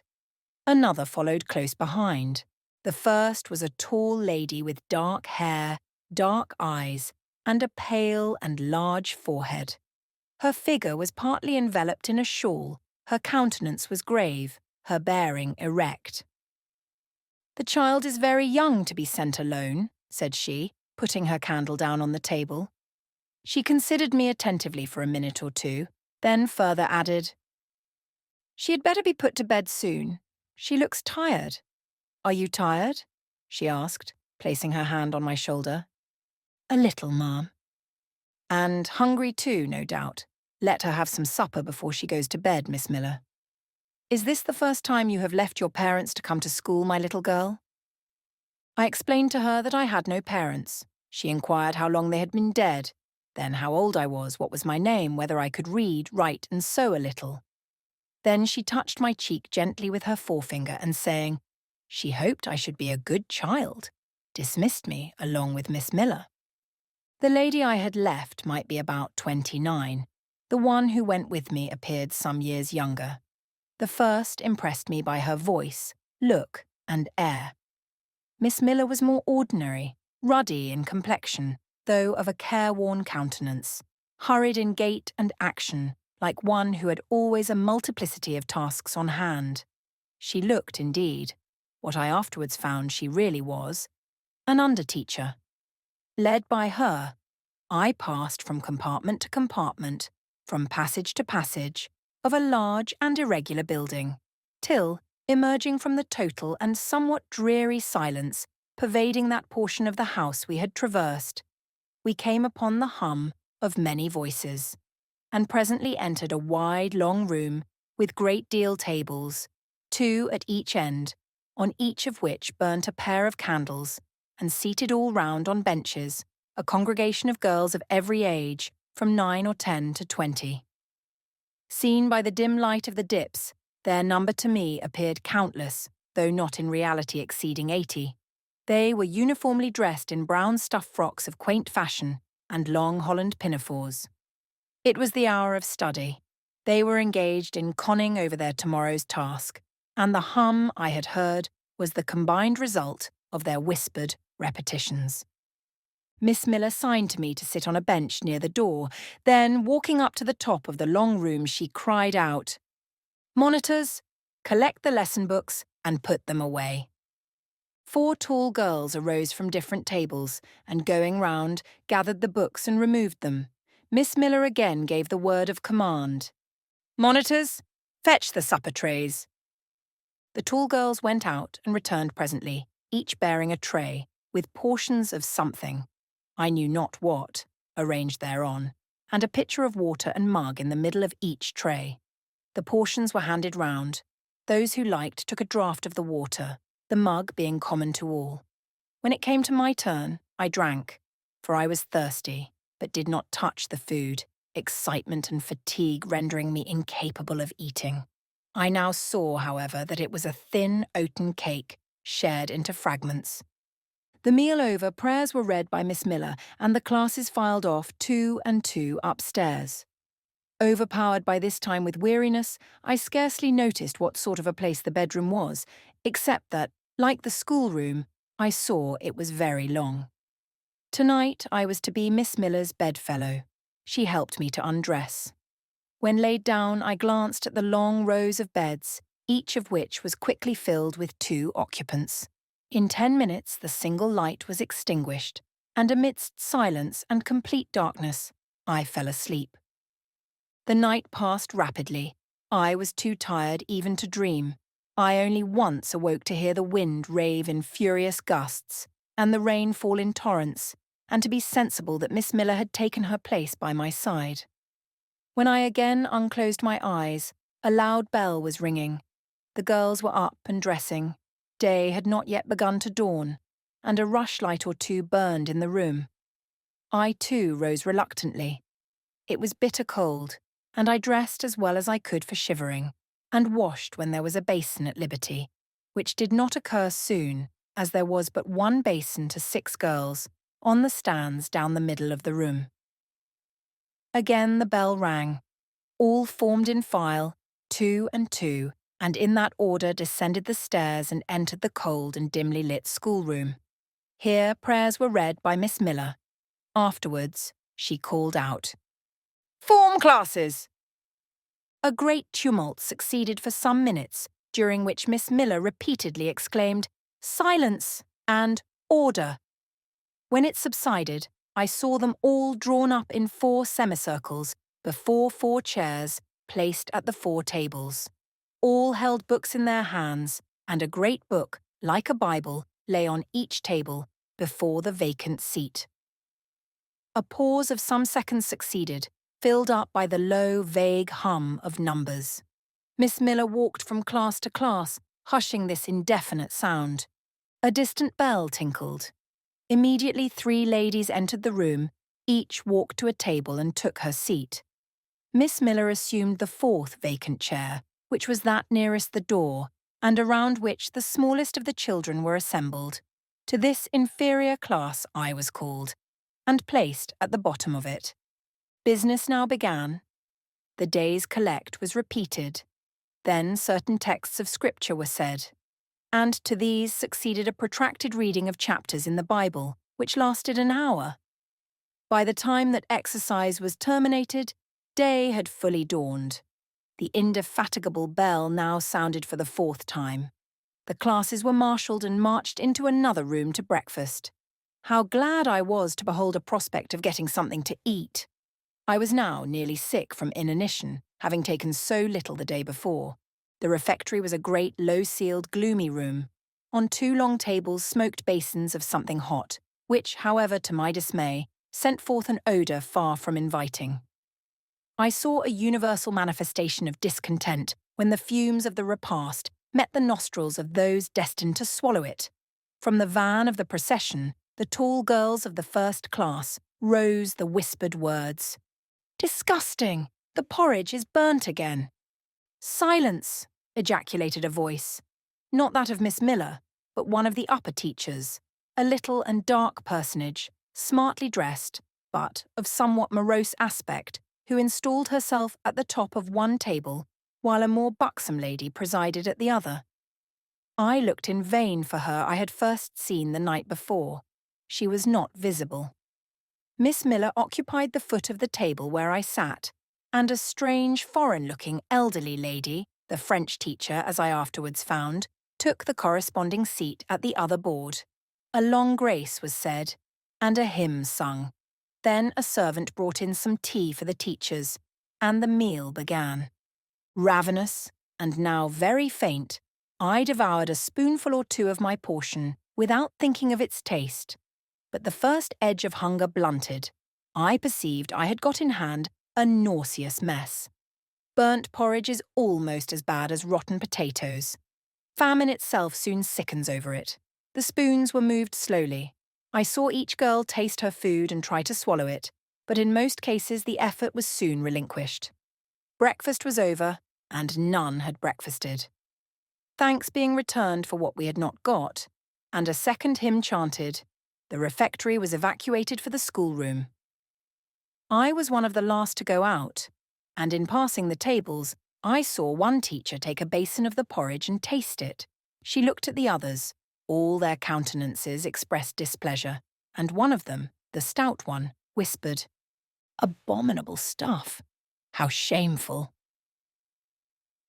A quarter of an hour passed before lessons again began, during which the schoolroom was in a glorious tumult. For that space of time, it seemed to be permitted to talk loud and more freely, and they used their privilege. The whole conversation ran on the breakfast, which one and all abused roundly. Poor things, it was the sole consolation they had. Miss Miller was now the only teacher in the room. A group of great girls standing about her spoke with serious and sullen gestures. I heard the name of Mr. Brocklehurst pronounced by some lips, at which Miss Miller shook her head disapprovingly, but she made no great effort to check the general wrath. Doubtless she shared in it. A clock in the schoolroom struck 9, Miss Miller left her circle, and standing in the middle of the room cried, "Silence! To your seats!" Discipline prevailed. In 5 minutes the confused throng was resolved into order, and comparative silence quelled the Babel clamour of tongues. The upper teachers now punctually resumed their posts, but still all seemed to wait. Ranged on benches down the sides of the room, the 80 girls sat motionless and erect. A quaint assemblage they appeared, all with plain locks combed from their faces, not a curl visible, in brown dresses made high and surrounded by a narrow tucker about the throat, with little pockets of holland, shaped something like a Highlander's purse, tied in front of their frocks, and destined to serve the purpose of a work bag, all too wearing woolen stockings and country-made shoes, fastened with brass buckles. Above 20 of those clad in this costume were full-grown girls, or rather young women. It suited them ill and gave an air of oddity even to the prettiest. I was still looking at them, and also at intervals examining the teachers, none of whom precisely pleased me, for the stout one was a little coarse, the dark one not a little fierce, the foreigner harsh and grotesque, and Miss Miller, poor thing, looked purple, weather-beaten and overworked, when, as my eye wandered from face to face, the whole school rose simultaneously, as if moved by a common spring. What was the matter? I had heard no order given.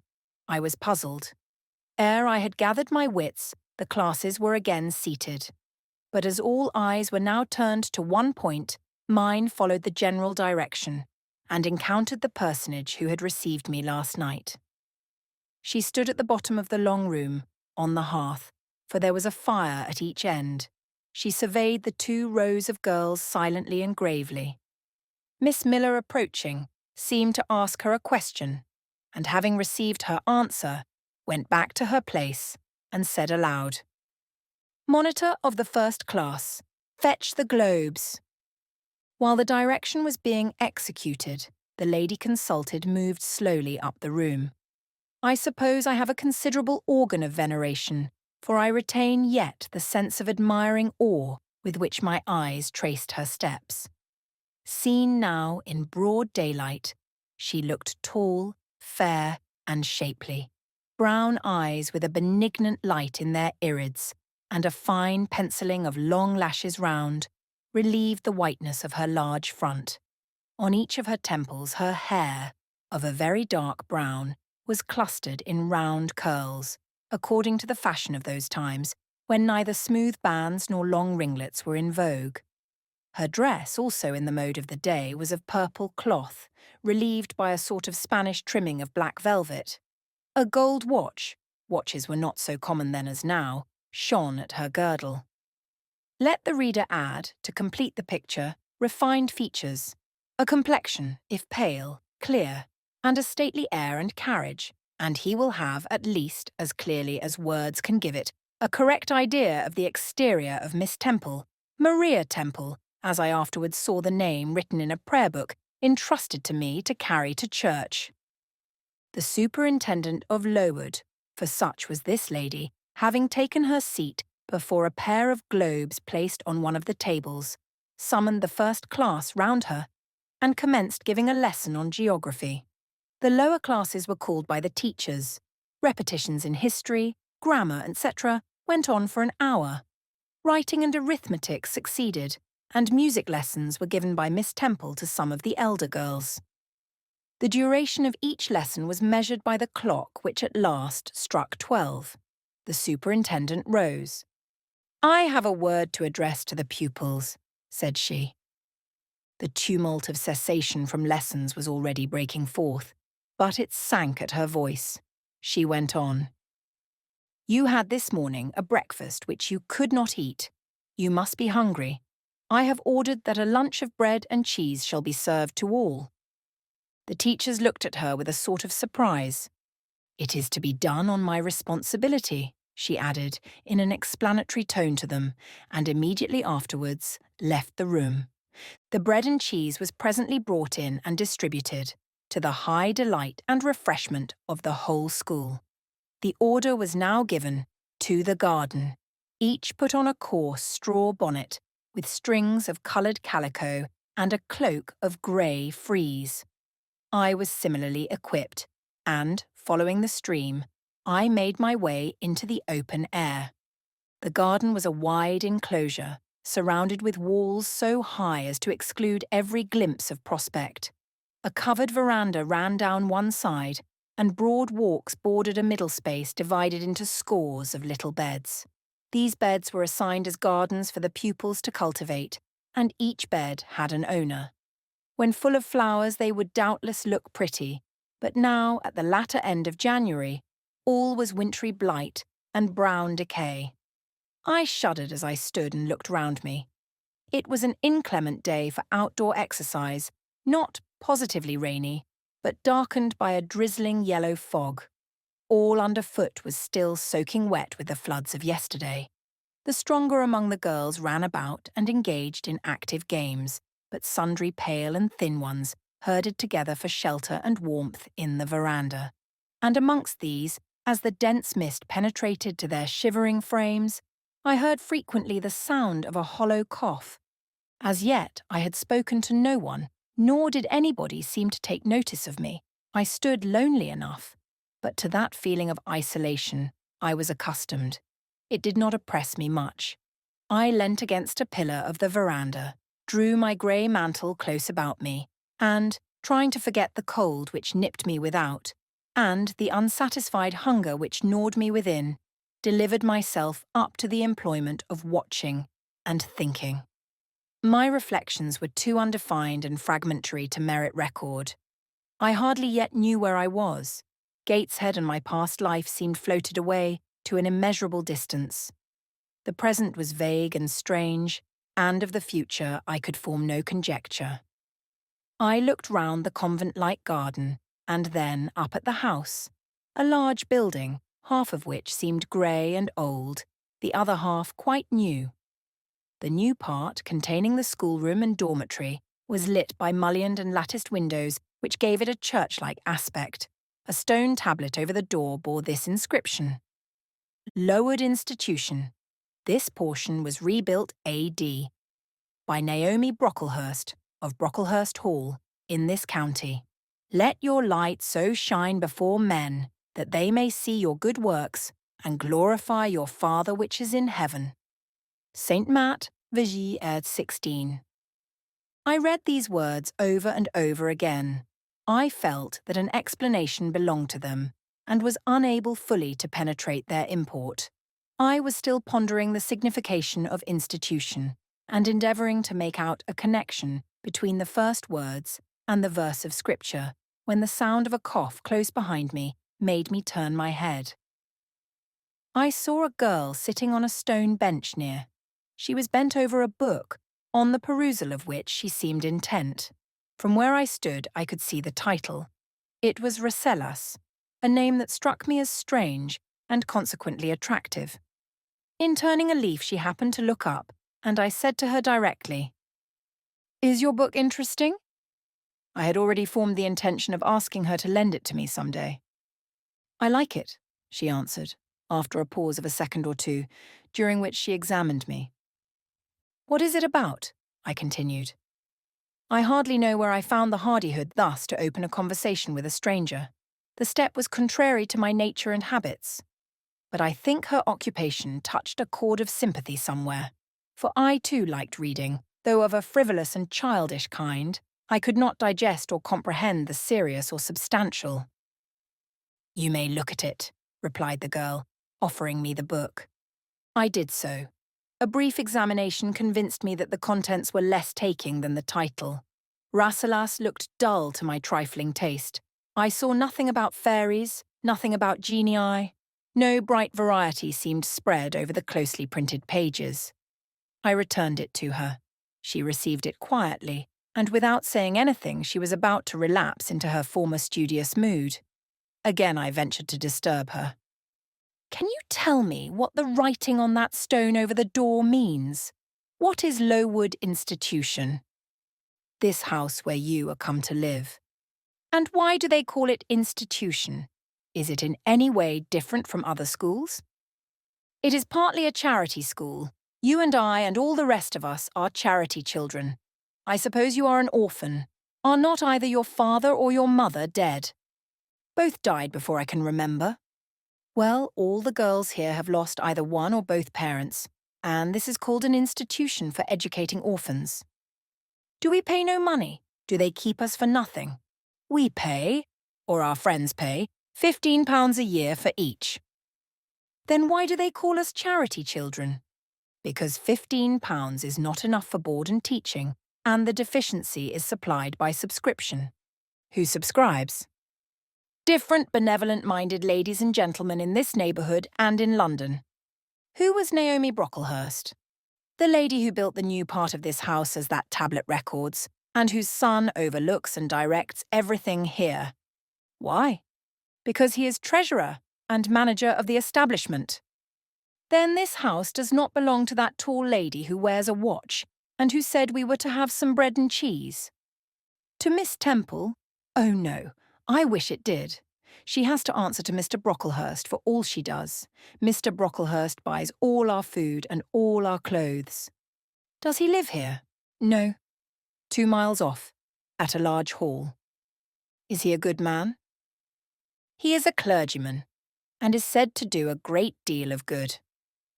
Did you say that tall lady was called Miss Temple? Yes. And what are the other teachers called? The one with red cheeks is called Miss Smith. She attends to the work and cuts out, for we make our own clothes, our frocks and pelisses and everything. The little one with black hair is Miss Scatcherd. She teaches history and grammar and hears the second-class repetitions, and the one who wears a shawl and has a pocket handkerchief tied to her side with a yellow riband is Madame Pierrot. She comes from Lille, in France, and teaches French. Do you like the teachers? Well enough. Do you like the little black one, and the Madame? I cannot pronounce her name as you do. Miss Scatcherd is hasty. You must take care not to offend her. Madame Pierrot is not a bad sort of person. But Miss Temple is the best, isn't she? Miss Temple is very good and very clever. She is above the rest, because she knows far more than they do. Have you been long here? 2 years. Are you an orphan? My mother is dead. Are you happy here? You ask rather too many questions. I have given you answers enough for the present. Now I want to read. But at that moment the summons sounded for dinner. All re-entered the house. The odour which now filled the refectory was scarcely more appetizing than that which had regaled our nostrils at breakfast. The dinner was served in 2 huge tin-plated vessels, whence rose a strong steam redolent of rancid fat. I found the mess to consist of indifferent potatoes and strange shreds of rusty meat, mixed and cooked together. Of this preparation, a tolerably abundant plateful was apportioned to each pupil. I ate what I could, and wondered within myself whether every day's fare would be like this. After dinner we immediately adjourned to the schoolroom. Lessons recommenced, and were continued till 5 o'clock. The only marked event of the afternoon was that I saw the girl with whom I had conversed in the veranda dismissed in disgrace by Miss Scatcherd from a history class, and sent to stand in the middle of the large schoolroom. The punishment seemed to me in a high degree ignominious, especially for so great a girl. She looked 13 or upwards. I expected she would show signs of great distress and shame, but to my surprise she neither wept nor blushed. Composed though grave, she stood, the central mark of all eyes. How can she bear it so quietly, so firmly? I asked of myself. Were I in her place, it seems to me I should wish the earth to open and swallow me up. She looks as if she were thinking of something beyond her punishment, beyond her situation, of something not round her nor before her. I have heard of daydreams. Is she in a daydream now? Her eyes are fixed on the floor, but I am sure they do not see it. Her sight seems turned in, gone down into her heart.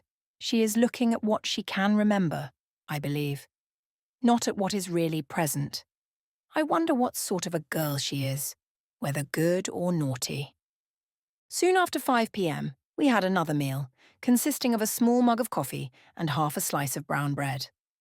I devoured my bread and drank my coffee with relish, but I should have been glad of as much more. I was still hungry. Half an hour's recreation succeeded, then study, then the glass of water and the piece of oatcake, prayers, and bed.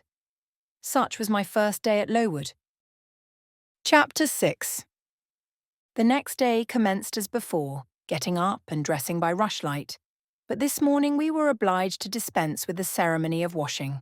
The water in the pitchers was frozen. A change had taken place in the weather the preceding evening, and a keen northeast wind, whistling through the crevices of our bedroom windows all night long, had made us shiver in our beds and turned the contents of the ewers to ice. Before the long hour and a half of prayers and Bible reading was over, I felt ready to perish with cold. Breakfast time came at last, and this morning the porridge was not burnt. The quality was eatable, the quantity small. How small my portions seemed. I wished it had been doubled. In the course of the day, I was enrolled a member of the 4th class, and regular tasks and occupations were assigned me. Hitherto, I had only been a spectator of the proceedings at Lowood. I was now to become an actor therein. At first, being little accustomed to learn by heart, the lessons appeared to me both long and difficult. The frequent change from task to task, too, bewildered me, and I was glad when, about 3 o'clock in the afternoon, Miss Smith put into my hands a border of muslin 2 yards long, together with needle, thimble, etc., and sent me to sit in a quiet corner of the schoolroom with directions to hem the same.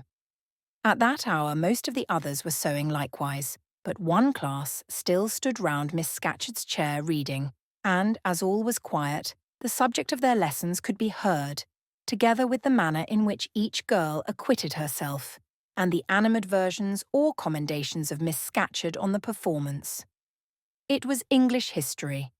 Among the readers I observed my acquaintance of the veranda. At the commencement of the lesson, her place had been at the top of the class, but for some error of pronunciation or some inattention to stops, she was suddenly sent to the very bottom. Even in that obscure position, Miss Scatcherd continued to make her an object of constant notice. She was continually addressing to her such phrases as the following: Burns. Such it seems was her name. The girls here were all called by their surnames, as boys are elsewhere. Burns, you are standing on the side of your shoe.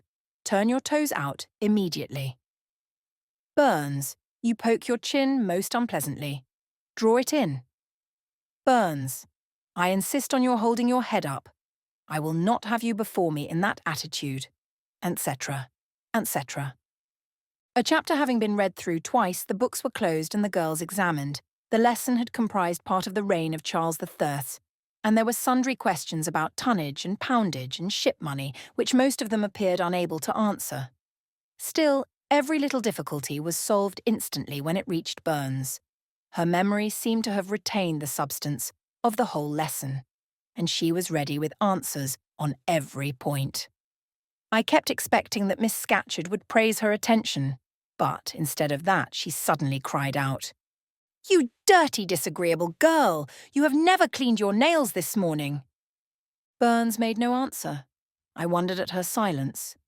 Why, thought I, does she not explain that she could neither clean her nails nor wash her face as the water was frozen? My attention was now called off by Miss Smith desiring me to hold a skein of thread. While she was winding it, she talked to me from time to time, asking whether I had ever been at school before, whether I could mark, stitch, knit, etc. Till she dismissed me, I could not pursue my observations on Miss Scatcherd's movements. When I returned to my seat, that lady was just delivering an order of which I did not catch the import, but Burns immediately left the class, and going into the small inner room where the books were kept, returned in half a minute, carrying in her hand a bundle of twigs tied together at one end. This ominous tool she presented to Miss Scatcherd with a respectful courtesy. Then she quietly and, without being told, unloosed her pinafore, and the teacher instantly and sharply inflicted on her neck a dozen strokes with the bunch of twigs. Not a tear rose to Burns's eye, and, while I paused from my sewing, because my fingers quivered at this spectacle with a sentiment of unavailing and impotent anger, not a feature of her pensive face altered its ordinary expression. "Hardened girl," exclaimed Miss Scatcherd. "Nothing can correct you of your slatternly habits. Carry the rod away." Burns obeyed. I looked at her narrowly as she emerged from the book-closet. She was just putting back her handkerchief into her pocket, and the trace of a tear glistened on her thin cheek. The play-hour in the evening, I thought the pleasantest fraction of the day at Lowood. The bit of bread, the draught of coffee swallowed at 5 o'clock had revived vitality, if it had not satisfied hunger. The long restraint of the day was slackened.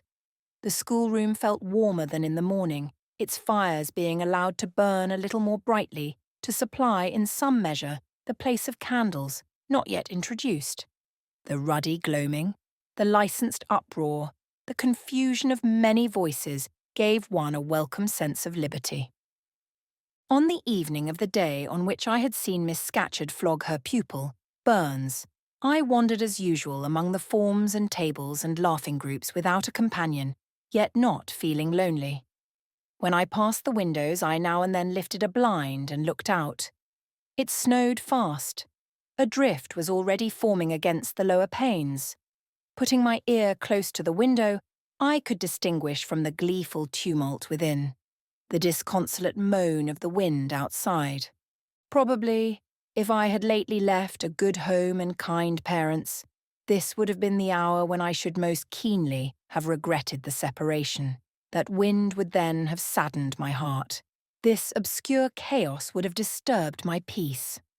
As it was, I derived from both a strange excitement and, reckless and feverish, I wished the wind to howl more wildly, the gloom to deepen to darkness, and the confusion to rise to clamour.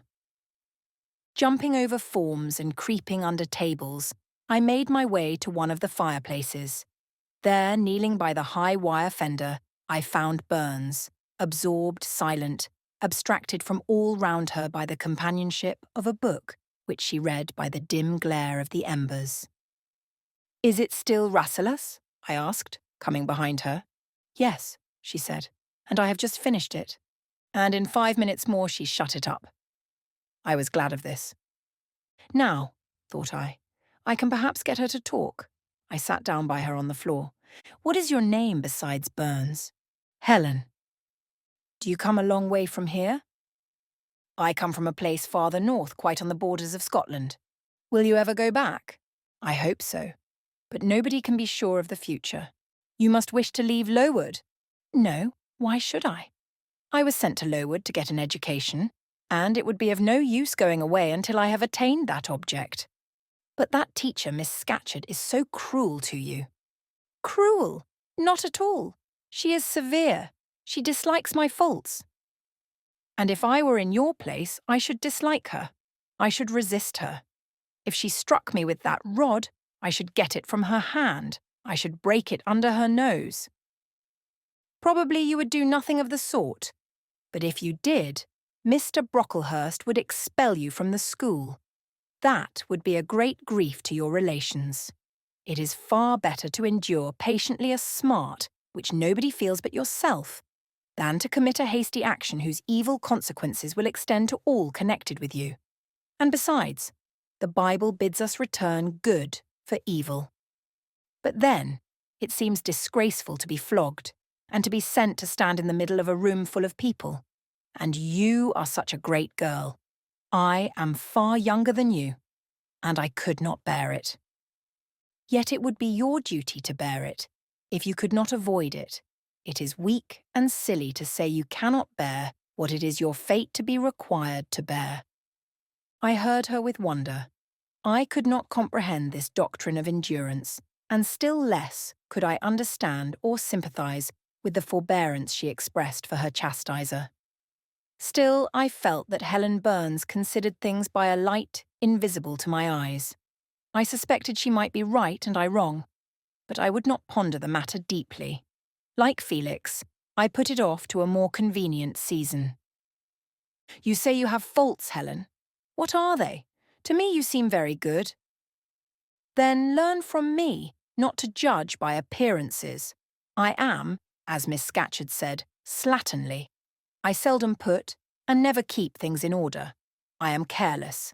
I forget rules. I read when I should learn my lessons. I have no method, and sometimes I say, like you, I cannot bear to be subjected to systematic arrangements. This is all very provoking to Miss Scatcherd, who is naturally neat, punctual, and particular." "And cross and cruel," I added, but Helen Burns would not admit my addition. She kept silence. "Is Miss Temple as severe to you as Miss Scatcherd?" At the utterance of Miss Temple's name, a soft smile flitted over her grave face. "Miss Temple is full of goodness. It pains her to be severe to anyone, even the worst in the school. She sees my errors and tells me of them gently, and, If I do anything worthy of praise, she gives me my meed liberally. One strong proof of my wretchedly defective nature is that even her expostulations, so mild, so rational, have not influence to cure me of my faults. And even her praise, though I value it most highly, cannot stimulate me to continued care and foresight. "That is curious," said I. "It is so easy to be careful." "For you, I have no doubt it is. I observed you in your class this morning and saw you were closely attentive. Your thoughts never seemed to wander while Miss Miller explained the lesson and questioned you. Now mine continually rove away, when I should be listening to Miss Scatcherd and collecting all she says with assiduity. Often I lose the very sound of her voice. I fall into a sort of dream. Sometimes I think I am in Northumberland, and that the noises I hear round me are the bubbling of a little brook which runs through Deepden, near our house. Then, when it comes to my turn to reply, I have to be awakened, and having heard nothing of what was read for listening to the visionary brook, I have no answer ready. Yet how well you replied this afternoon. It was mere chance. The subject on which we had been reading had interested me. This afternoon, instead of dreaming of Deepden, I was wondering how a man who wished to do right could act so unjustly and unwisely as Charles I sometimes did. And I thought, what a pity it was that, with his integrity and conscientiousness, he could see no farther than the prerogatives of the crown. If he had but been able to look to a distance and see how what they call the spirit of the age was tending. Still, I like Charles. I respect him. I pity him, poor murdered king. Yes, his enemies were the worst. They shed blood they had no right to shed. How dared they kill him? Helen was talking to herself now. She had forgotten I could not very well understand her, that I was ignorant, or nearly so, of the subject she discussed. I recalled her to my level. "And when Miss Temple teaches you, do your thoughts wander then?" "No, certainly, not often, because Miss Temple has generally something to say which is newer than my own reflections. Her language is singularly agreeable to me, and the information she communicates is often just what I wish to gain." "Well then, with Miss Temple you are good." "Yes, in a passive way. I make no effort. I follow as inclination guides me. There is no merit in such goodness." "A great deal. You are good to those who are good to you. It is all I ever desire to be. If people were always kind and obedient to those who are cruel and unjust, the wicked people would have it all their own way. They would never feel afraid, and so they would never alter, but would grow worse and worse. When we are struck at without a reason, we should strike back again very hard. I am sure we should, so hard as to teach the person who struck us never to do it again. You will change your mind, I hope, when you grow older. As yet, you are but a little untaught girl. But I feel this, Helen. I must dislike those who, whatever I do to please them, persist in disliking me. I must resist those who punish me unjustly. It is as natural as that I should love those who show me affection, or submit to punishment when I feel it is deserved. Heathens and savage tribes hold that doctrine, but Christians and civilized nations disown it. How? I don't understand. It is not violence that best overcomes hate, nor vengeance that most certainly heals injury. What then? Read the New Testament and observe what Christ says and how he acts. Make his word your rule and his conduct your example. What does he say? Love your enemies, bless them that curse you, do good to them that hate you, and despitefully use you. Then I should love Mrs. Reed, which I cannot do. I should bless her son John, which is impossible. In her turn, Helen Burns asked me to explain, and I proceeded forthwith to pour out, in my own way, the tale of my sufferings and resentments. Bitter and truculent when excited, I spoke as I felt, without reserve or softening. Helen heard me patiently to the end. I expected she would then make a remark, but she said nothing. "Well," I asked impatiently, "is not Mrs. Reed a hard-hearted bad woman? She has been unkind to you, no doubt, because you see she dislikes your cast of character, as Miss Scatcherd does mine, but how minutely you remember all she has done and said to you. What a singularly deep impression her injustice seems to have made on your heart. No ill usage so brands its record on my feelings. Would you not be happier if you tried to forget her severity, together with the passionate emotions it excited? Life appears to me too short to be spent in nursing animosity or registering wrongs. We are, and must be, one and all burdened with faults in this world. But the time will soon come when, I trust, we shall put them off in putting off our corruptible bodies, when debasement and sin will fall from us with this cumbrous frame of flesh, and only the spark of the spirit will remain, the impalpable principle of light and thought, pure as when it left the Creator to inspire the creature. Whence it came, it will return. Perhaps again to be communicated to some being higher than man, perhaps to pass through gradations of glory from the pale human soul to brighten to the seraph. Surely it will never, on the contrary, be suffered to degenerate from man to fiend. No, I cannot believe that. I hold another creed, which no one ever taught me, and which I seldom mention, but in which I delight, and to which I cling, for it extends hope to all. It makes eternity a rest, a mighty home, not a terror and an abyss. Besides, with this creed, I can so clearly distinguish between the criminal and his crime. I can so sincerely forgive the first while I abhor the last. With this creed, revenge never worries my heart. Degradation never too deeply disgusts me. Injustice never crushes me too low. I live in calm, looking to the end. Helen's head, always drooping, sank a little lower as she finished this sentence. I saw by her look she wished no longer to talk to me, but rather to converse with her own thoughts. She was not allowed much time for meditation. A monitor, a great rough girl, presently came up, exclaiming in a strong Cumberland accent, "Helen Burns, if you don't go and put your drawer in order, and fold up your work this minute, I'll tell Miss Scatcherd to come and look at it." Helen sighed as her reverie fled, and getting up, obeyed the monitor without reply as without delay. Chapter 7. My first quarter at Lowood seemed an age, and not the golden age either.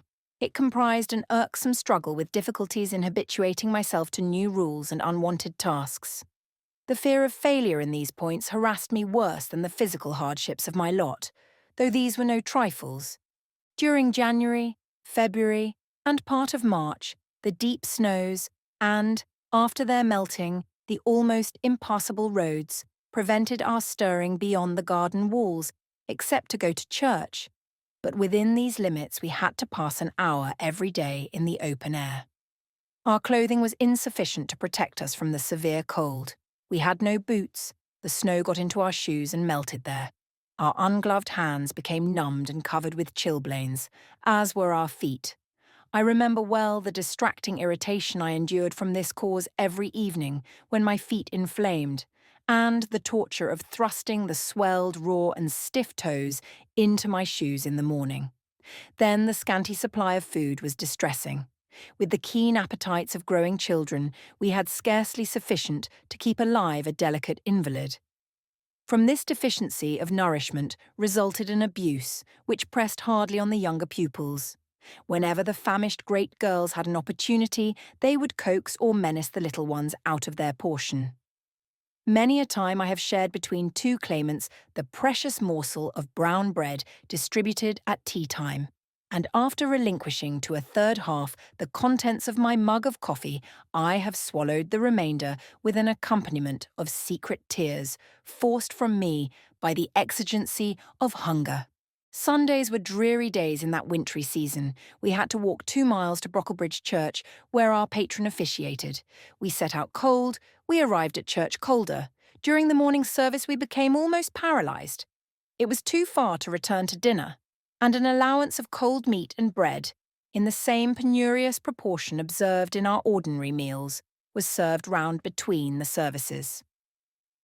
At the close of the afternoon service, we returned by an exposed and hilly road, where the bitter winter wind, blowing over a range of snowy summits to the north, almost flayed the skin from our faces.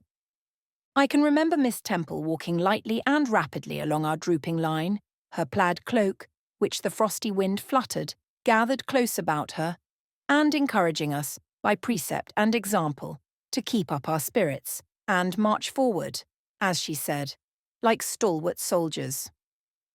The other teachers, poor things, were generally themselves too much dejected to attempt the task of cheering others. How we longed for the light and heat of a blazing fire when we got back. But, to the little ones at least, this was denied. Each hearth in the schoolroom was immediately surrounded by a double row of great girls, and behind them the younger children crouched in groups, wrapping their starved arms in their pinafores. A little solace came at tea-time in the shape of a double ration of bread, a whole instead of a half slice, with the delicious addition of a thin scrape of butter. It was the hebdomadal treat to which we all looked forward from Sabbath to Sabbath. I generally contrived to reserve a moiety of this bounteous repast for myself, but the remainder I was invariably obliged to part with.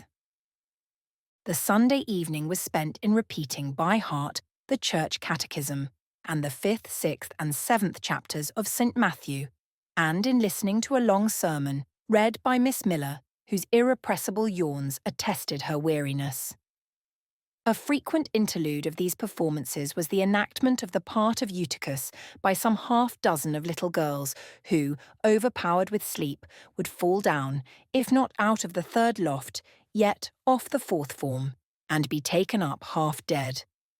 The remedy was to thrust them forward into the centre of the schoolroom, and oblige them to stand there till the sermon was finished. Sometimes their feet failed them, and they sank together in a heap. They were then propped up with the monitor's high stools. I have not yet alluded to the visits of Mr. Brocklehurst, and indeed that gentleman was from home during the greater part of the first month after my arrival, perhaps prolonging his stay with his friend the Archdeacon. His absence was a relief to me. I need not say that I had my own reasons for dreading his coming, but come he did at last. One afternoon, I had then been 3 weeks at Lowood, as I was sitting with a slate in my hand, puzzling over a sum in long division, my eyes, raised in abstraction to the window, caught sight of a figure just passing. I recognised almost instinctively that gaunt outline, and when, 2 minutes after, all the school, teachers included, rose en masse, it was not necessary for me to look up in order to ascertain whose entrance they thus greeted. A long stride measured the schoolroom, and presently beside Miss Temple, who herself had risen, stood the same black column which had frowned on me so ominously from the hearthrug of Gateshead. I now glanced sideways at this piece of architecture. Yes, I was right. It was Mr. Brocklehurst, buttoned up in a surtout, and looking longer, narrower, and more rigid than ever. I had my own reasons for being dismayed at this apparition. Too well I remembered the perfidious hints given by Mrs. Reed about my disposition, etc., the promise pledged by Mr. Brocklehurst to apprise Miss Temple and the teachers of my vicious nature. All along I had been dreading the fulfilment of this promise. I had been looking out daily for the coming man whose information respecting my past life and conversation was to brand me as a bad child for ever. Now there he was. He stood at Miss Temple's side. He was speaking low in her ear. I did not doubt he was making disclosures of my villainy, and I watched her eye with painful anxiety, expecting every moment to see its dark orb turn on me, a glance of repugnance and contempt. I listened too, and as I happened to be seated quite at the top of the room, I caught most of what he said. Its import relieved me from immediate apprehension. "I suppose, Miss Temple, the thread I bought at Lowton will do. It struck me that it would be just of the quality for the calico chemises, and I sorted the needles to match. You may tell Miss Smith that I forgot to make a memorandum of the darning needles, but she shall have some papers sent in next week, and she is not, on any account, to give out more than one at a time to each pupil. If they have more, they are apt to be careless and lose them. And, oh, ma'am, I wish the woolen stockings were better looked to. When I was here last, I went into the kitchen garden and examined the clothes drying on the line. There was a quantity of black hose in a very bad state of repair. From the size of the holes in them, I was sure they had not been well mended from time to time. He paused. "Your directions shall be attended to, sir," said Miss Temple. "And, ma'am," he continued, "the laundress tells me some of the girls have 2 clean tuckers in the week. It is too much. The rules limit them to 1. I think I can explain that circumstance, sir. Agnes and Catherine Johnstone were invited to take tea with some friends at Loughton last Thursday, and I gave them leave to put on clean tuckers for the occasion." Mr. Brocklehurst nodded. "Well, for once it may pass, but please not to let the circumstance occur too often. And there is another thing which surprised me. I find, in settling accounts with the housekeeper, that a lunch, consisting of bread and cheese, has twice been served out to the girls during the past fortnight. How is this? I looked over the regulations, and I find no such meal as lunch mentioned. Who introduced this innovation? And by what authority?" "I must be responsible for the circumstance, sir," replied Miss Temple. "The breakfast was so ill prepared that the pupils could not possibly eat it, and I dared not allow them to remain fasting till dinner time. Madam, allow me an instant. You are aware that my plan in bringing up these girls is not to accustom them to habits of luxury and indulgence, but to render them hardy, patient, self-denying. Should any little accidental disappointment of the appetite occur, such as the spoiling of a meal, the under or the overdressing of a dish, the incident ought not to be neutralized by replacing with something more delicate the comfort lost, thus pampering the body and obviating the aim of this institution. It ought to be improved to the spiritual edification of the pupils by encouraging them to evince fortitude under the temporary privation. A brief address on those occasions would not be mistimed, wherein a judicious instructor would take the opportunity of referring to the sufferings of the primitive Christians, to the torments of martyrs, to the exhortations of our blessed Lord himself, calling upon his disciples to take up their cross and follow him, to his warnings that man shall not live by bread alone, but by every word that proceedeth out of the mouth of God, to his divine consolations, "If ye suffer hunger or thirst for my sake, happy are ye." Oh, madam, when you put bread and cheese, instead of burnt porridge, into these children's mouths, you may indeed feed their vile bodies, but you little think how you starve their immortal souls. Mr. Brocklehurst again paused, perhaps overcome by his feelings. Miss Temple had looked down when he first began to speak to her, but she now gazed straight before her, and her face, naturally pale as marble, appeared to be assuming also the coldness and fixity of that material, especially her mouth, closed as if it would have required a sculptor's chisel to open it, and her brow settled gradually into petrified severity. Meantime, Mr. Brocklehurst, standing on the hearth with his hands behind his back, majestically surveyed the whole school. Suddenly his eye gave a blink, as if it had met something that either dazzled or shocked its pupil. Turning, he said in more rapid accents than he had hitherto used, Miss Temple, what is that girl with curled hair?" "Red hair, ma'am? Curled all over?" And extending his cane, he pointed to the awful object, his hand shaking as he did so. "It is Julia 7, replied Miss Temple very quietly. "Julia 7, ma'am. And why has she, or any other, curled hair? Why, in defiance of every precept and principle of this house, does she conform to the world so openly, here in an evangelical charitable establishment, as to wear her hair one mass of curls?" Julia's hair curls naturally, returned Miss Temple still more quietly. Naturally. Yes, but we are not to conform to nature. I wish these girls to be the children of grace. And why that abundance? I have again and again intimated that I desire the hair to be arranged closely, modestly, plainly. Miss Temple, that girl's hair must be cut off entirely. I will send a barber tomorrow. And I see others who have far too much of the excrescence. That tall girl, tell her to turn round. Tell all the first form to rise up and direct their faces to the wall. Miss Temple passed her handkerchief over her lips, as if to smooth away the involuntary smile that curled them. She gave the order, however, and when the first class could take in what was required of them, they obeyed. Leaning a little back on my bench, I could see the looks and grimaces with which they commented on this manoeuvre. It was a pity Mr. Brocklehurst could not see them too. He would perhaps have felt that, whatever he might do with the outside of the cup and platter, the inside was further beyond his interference than he imagined.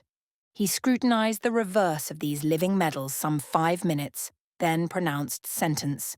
These words fell like the knell of doom. "All those top knots must be cut off."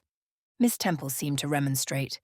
"Madam," he pursued, "I have a master to serve whose kingdom is not of this world. My mission is to mortify in these girls the lusts of the flesh, to teach them to clothe themselves with shamefacedness and sobriety, not with braided hair and costly apparel. And each of the young persons before us has a string of hair twisted in plaits which vanity itself might have woven. These, I repeat, must be cut off. Think of the time wasted. Of—" Mr. Brocklehurst was here interrupted.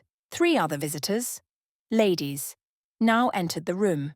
They ought to have come a little sooner to have heard his lecture on dress, for they were splendidly attired in velvet, silk, and furs.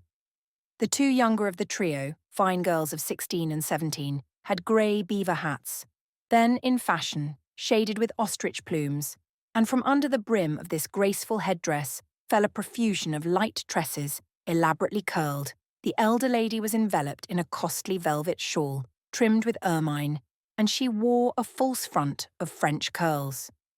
These ladies were deferentially received by Miss Temple as Mrs. and the Misses Brocklehurst, and conducted to seats of honour at the top of the room.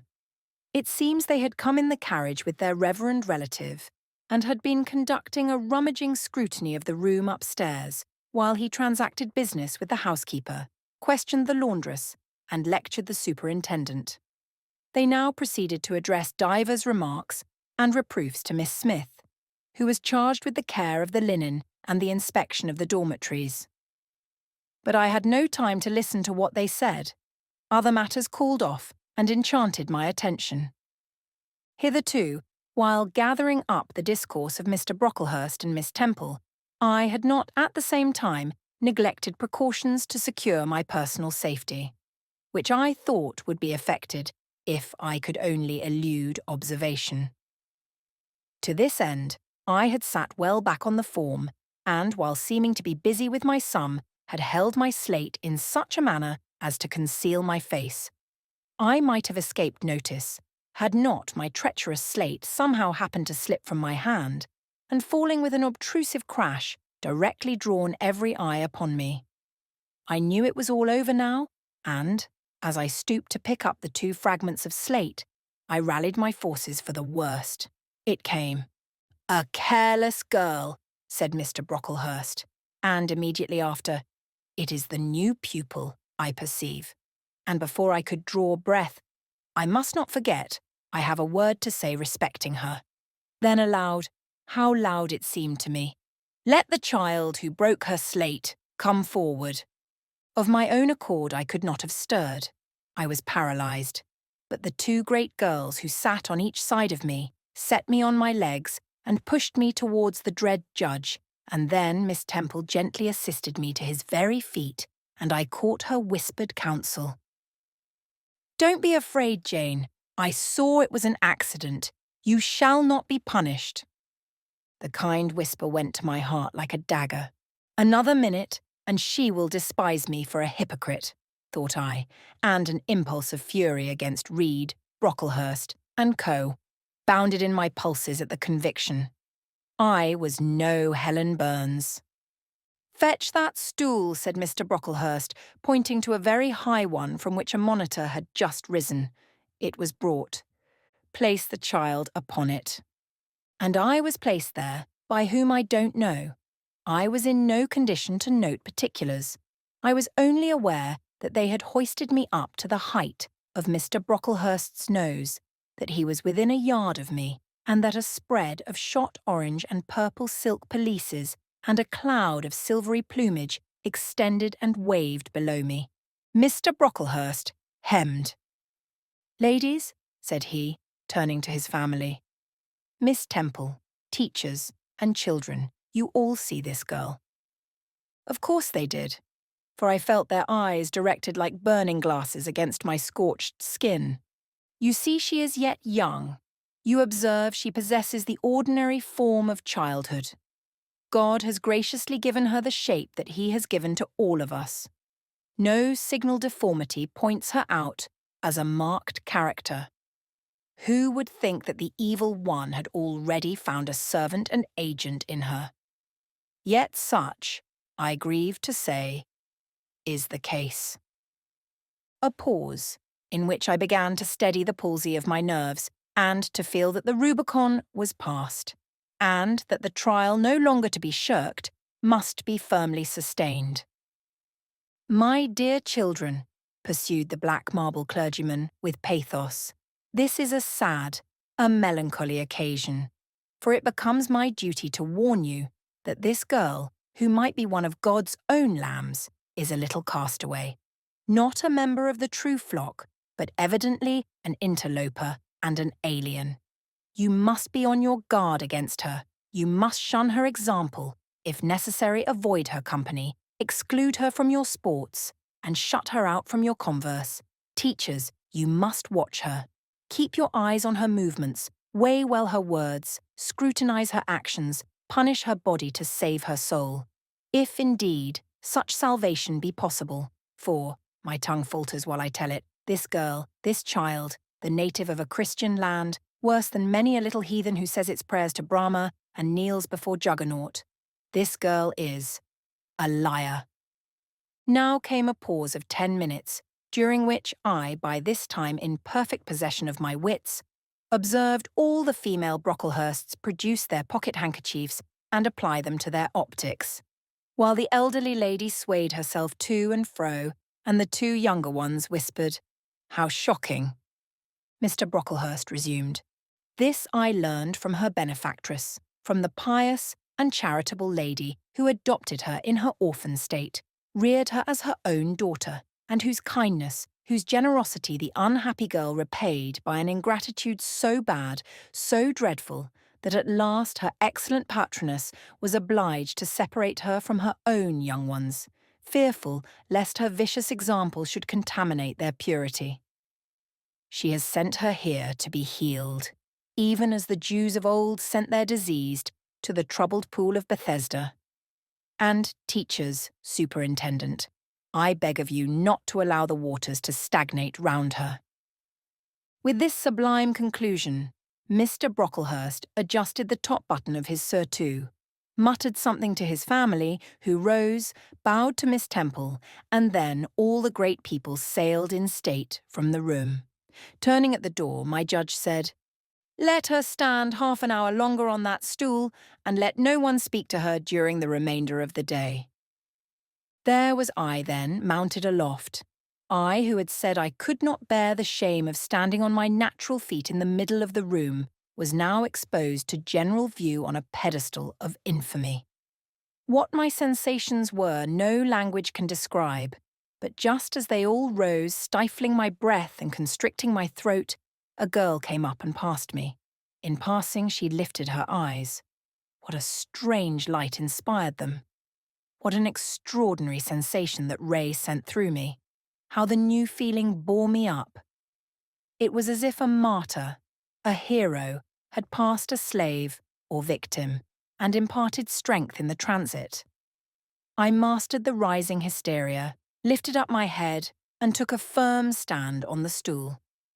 Helen Burns asked some slight question about her work of Miss Smith, was chidden for the triviality of the inquiry, returned to her place and smiled at me as she again went by. What a smile! I remember it now, and I know that it was the effluence of fine intellect, of true courage. It lit up her marked lineaments, her thin face, her sunken grey eye, like a reflection from the aspect of an angel. Yet at that moment, Helen Burns wore on her arm the untidy badge. Scarcely an hour ago, I had heard her condemned by Miss Scatcherd to a dinner of bread and water on the morrow because she had blotted an exercise in copying it out. Such is the imperfect nature of man. Such spots are there on the disk of the clearest planet, and eyes like Miss Scatcherd's can only see those minute defects, and are blind to the full brightness of the orb.